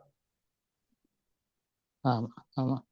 சில வேளை அம்மா நான் கேட்ட உதாரணம் வந்து இப்ப வேலை இடங்கள் எல்லாம் பலதரப்பட்ட மனிதர்களோட வேலை செய்கிறோம். எங்களோட இந்தியன் கம்யூனிட்டியோ இல்லை ஸ்ரீலங்கா கம்யூனிட்டியோ மட்டும் இல்லை, எல்லாரோட சில வேலைகள்ல வந்து அந்த இது வந்து மைண்டை நிறையவே கஷ்டப்படுத்தி கொண்டிருக்கும். அப்ப நாங்க எடுத்து ஆராய்ச்சி பண்றோம் தானே, அவங்க செய்தது சரியா இல்லாட்டி நான் சொன்னது சரியா, இது இப்படி இருந்திருக்கலாமா என்று போட்டு சரி அவங்கள அறியாமையால் செய்கிறாங்க, விட்டுடுறோம். அது சரியா இருக்கும் தானே. வாழ்க வளமுடன். அது அவசியம் செய்யணுங்க ஐயா. நீங்க சொல்ற மாதிரி வேலை பார்க்கிற இடத்துல நம்ம அதை ரீவைண்ட் பண்ணி தான் பார்ப்போம். அவர்கள் ஒண்ணு சொல்ல நம்ம அதுக்கு பதில் சொல்லியிருப்போம். அந்த சமயத்துல ஆமா. சொன்னோம். ஆனால் அப்படி சொன்னது சரிதானா, நம்ம இன்னும் கொஞ்சம் வேற மாதிரி சொல்லி இருக்கலாமா? நிச்சயம் அந்த ஆராய்ச்சி தேவைதான். ஏன்னா அந்த ஆராய்ச்சி இருந்தால்தான் அடுத்த ஒரு சந்தர்ப்பம் வரும்பொழுது நம்ம எச்சரிக்கையா இருப்போம். அது அவசியம் தேவை. அதுவும் ஒரு அயல் நாட்டுல இருக்கும் பொழுது நீங்க சொன்ன மாதிரி நிறைய சங்கடமான சூழ்நிலைகள் ஏற்படத்தான் செய்கிறது. அதை கொஞ்சம் கடந்து வருவது பொழுது இந்த ஆராய்ச்சி வந்து அவசியம் தேவைதான். நன்றி அம்மா. ஒரு கேள்வி கேட்க வந்து அது 5 கேள்வி 6 கேள்வியாவே மாறிட்டது. சில சமயம் அப்படி நன்றி. ஒரு செயின் மாதிரி ஆமா வந்துரும். வாழ்க வளமுடன். நான் நினைக்கிறேன் இது தொடர்பாக இன்னும் தெளிவுபடுத்துறதுக்கு ஐயா முன் வர்றாங்க. வாழ்க வளமுடன். சொல்லுங்க. வாழ்க வளமுடன். வாழ்க வளமுடன் அம்மா. இன்னைக்கு கரெக்டா சொன்னீங்க. இது வந்து அவரு கேட்ட கேள்வி வந்து மற்றவங்க அந்த மன்னிக்கும் போது ஆனாலும் மறுபடியும் லிங்கரிங் தாட்ஸ் இருக்கு. அவங்க அந்த பண்ணிட்டாங்களேன்னு. அதுக்கு எனக்கு குறள் ஞாபகம் வந்தது. இன்னா செய்தாரை ஒருத்தல் அவர் நாண நன்னயம் செய்து விடல். நம்ம துன்பம் அதாவது இயேசுநாதர் சொன்னதுதான், துன்பம் செய்தவருக்கு ஒரு கண்ணத்தை காட்டினா மறுகணத்தை காமிக்கிற மாதிரி நம்ம இறைநிலை தவத்துல நம்ம அதை அந்த வார்த்தகத்தை மகரிஷி கொடுத்துருக்காரு. எல்லாம் ஒரே இதுதான். இந்த நீங்க சோகால்டு பகைவன் அவனுக்கு உள்ள இருக்கிறதும் அதே பரமன் தான். பகைவனுக்கும் அருள்வாய் நன்னெஞ்சேன்னு பாரதியார் பாடினார் இல்லையா? புகை நடுவே நெருப்பினில் இருப்பது போல உள்ள அங்க இருக்கிறதும் பரமன் தான். அதனால அந்த இன்னா செய்தாரை ஒருத்தல் தண்டித்தல் எதுன்னா அவர் அவன் வெக்கப்படும்படியா நல்ல காரியத்தையே செஞ்சுட்டு போயேன். அதுக்கப்புறம் கேட்டீங்கல்ல ஜனாரையா கேள்வி, அது மனசுல இன்னும் அது உறுத்திட்டு தான். அதுக்குதான் இந்த வார்த்தை வந்து ரொம்ப வள்ளுவர் வந்து ரொம்ப சிக்கனமா 7 சீர்ல நிறைய ஆழமா சொல்லிடுவார். விடல், செய்து விடல். நீங்க அக்கௌண்ட் மெயின்டைன் பண்ணக்கூடாது. நான் அன்னைக்கு அவன் தப்பு பண்ணா, நான் மன்னிச்சேன். இந்த மாதிரி எத்தனை தடவை மன்னிச்சேன், இதெல்லாம் அக்கௌண்ட் மெயின்டைன் பண்ணவே வேண்டாம். அதனாலதான் செய்து விடல். எதையுமே அதோட மறந்துருங்க. நான் நன்னயம் செய்து அக்கௌண்ட் மெயின்டைன் பண்ணாதீங்க, விடல்னு சொன்னார். அதை நம்ம ஃபாலோ பண்ணாலே இருக்கும். அருட்செல்வியமா அழகான விளக்கம்லாம் கொடுத்தாங்க. அதுல ஒன்றும் சந்தேகமே இல்லை. அதுவே உங்களுக்கு போதுமானது. எனக்கு மனசுல இப்ப தோணுச்சு இது ரெண்டும், அது சொல்லணும்னு நினைச்சேன். அதனாலதான் இன்னல் புரிவோர் எதிரிகளாக நினைப்போர் எவரேனும் இருப்பின், யாருமே இல்லைன்னா நீங்க போய் தேடி பிடிச்சி தேட வேண்டாம். அவங்க சொன்ன மாதிரி அந்த நல்ல எண்ணத்தையே வளர்க்கலாம். மற்றவங்க இப்போ இன்னொருத்தர் ஃபேக்டரியில வந்து நம்மள வந்து ஏதோ செய்ய சொல்றாருன்னாக்கா, நீங்க எண்ணங்கள் ஆராய்தல்ல பிறர் மன தூண்டுதல் கேட்டகரியில கொண்டு வாங்க. அவங்க நம்மள வந்து தூண்டி விடுறாங்க, ஆனா அதுக்கு நம்ம இரையாக கூடாது அப்படின்ற ஒரு வைராகியமும் விழிப்புணர்வும் இருந்தால் ரொம்ப சிறப்பு. வாழ்க வளமுடன். நன்றி ஐயா. வாழ்க வளமுடன். வாழ்க வளமுடன். மிக்க நன்றி. நல்ல ஆழமான ஒரு விளக்கம். நன்றி. நன்றி அம்மா. வாழ்க வளமுடன். நாம் இத்துடன் இன்றைய கேள்வி பதில் பகுதியை நிறைவு செய்வோம்.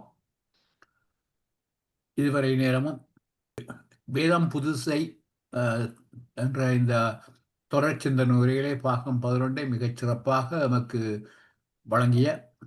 வழங்கி எமது கேள்விகளுக்கெல்லாம் மிகச் தெளிவான விளக்கங்களையும் தந்த பேராசிரியர் அருட்செல்வி அம்மாவை கனடாஸ் கையோகா மன்றத்தின் சார்பிலே நாம் அவருக்கு நன்றி தெரிவிப்பதோடு அம்மாவை ஒரு தடவை எல்லோருமாக சேர்ந்து வாழ்த்துவோம். பேராசிரியர் அருட்செல்வி அம்மா. அவரது உடல் நலம், மனவளம், பொருளாதார வளம், வாழ்க வளமுடன். அவர் தம் அன்பு குடும்பம், வாழ்க வளமுடன். அவரது விலாத்திரிய தொண்டு, வாழ்க வளமுடன்.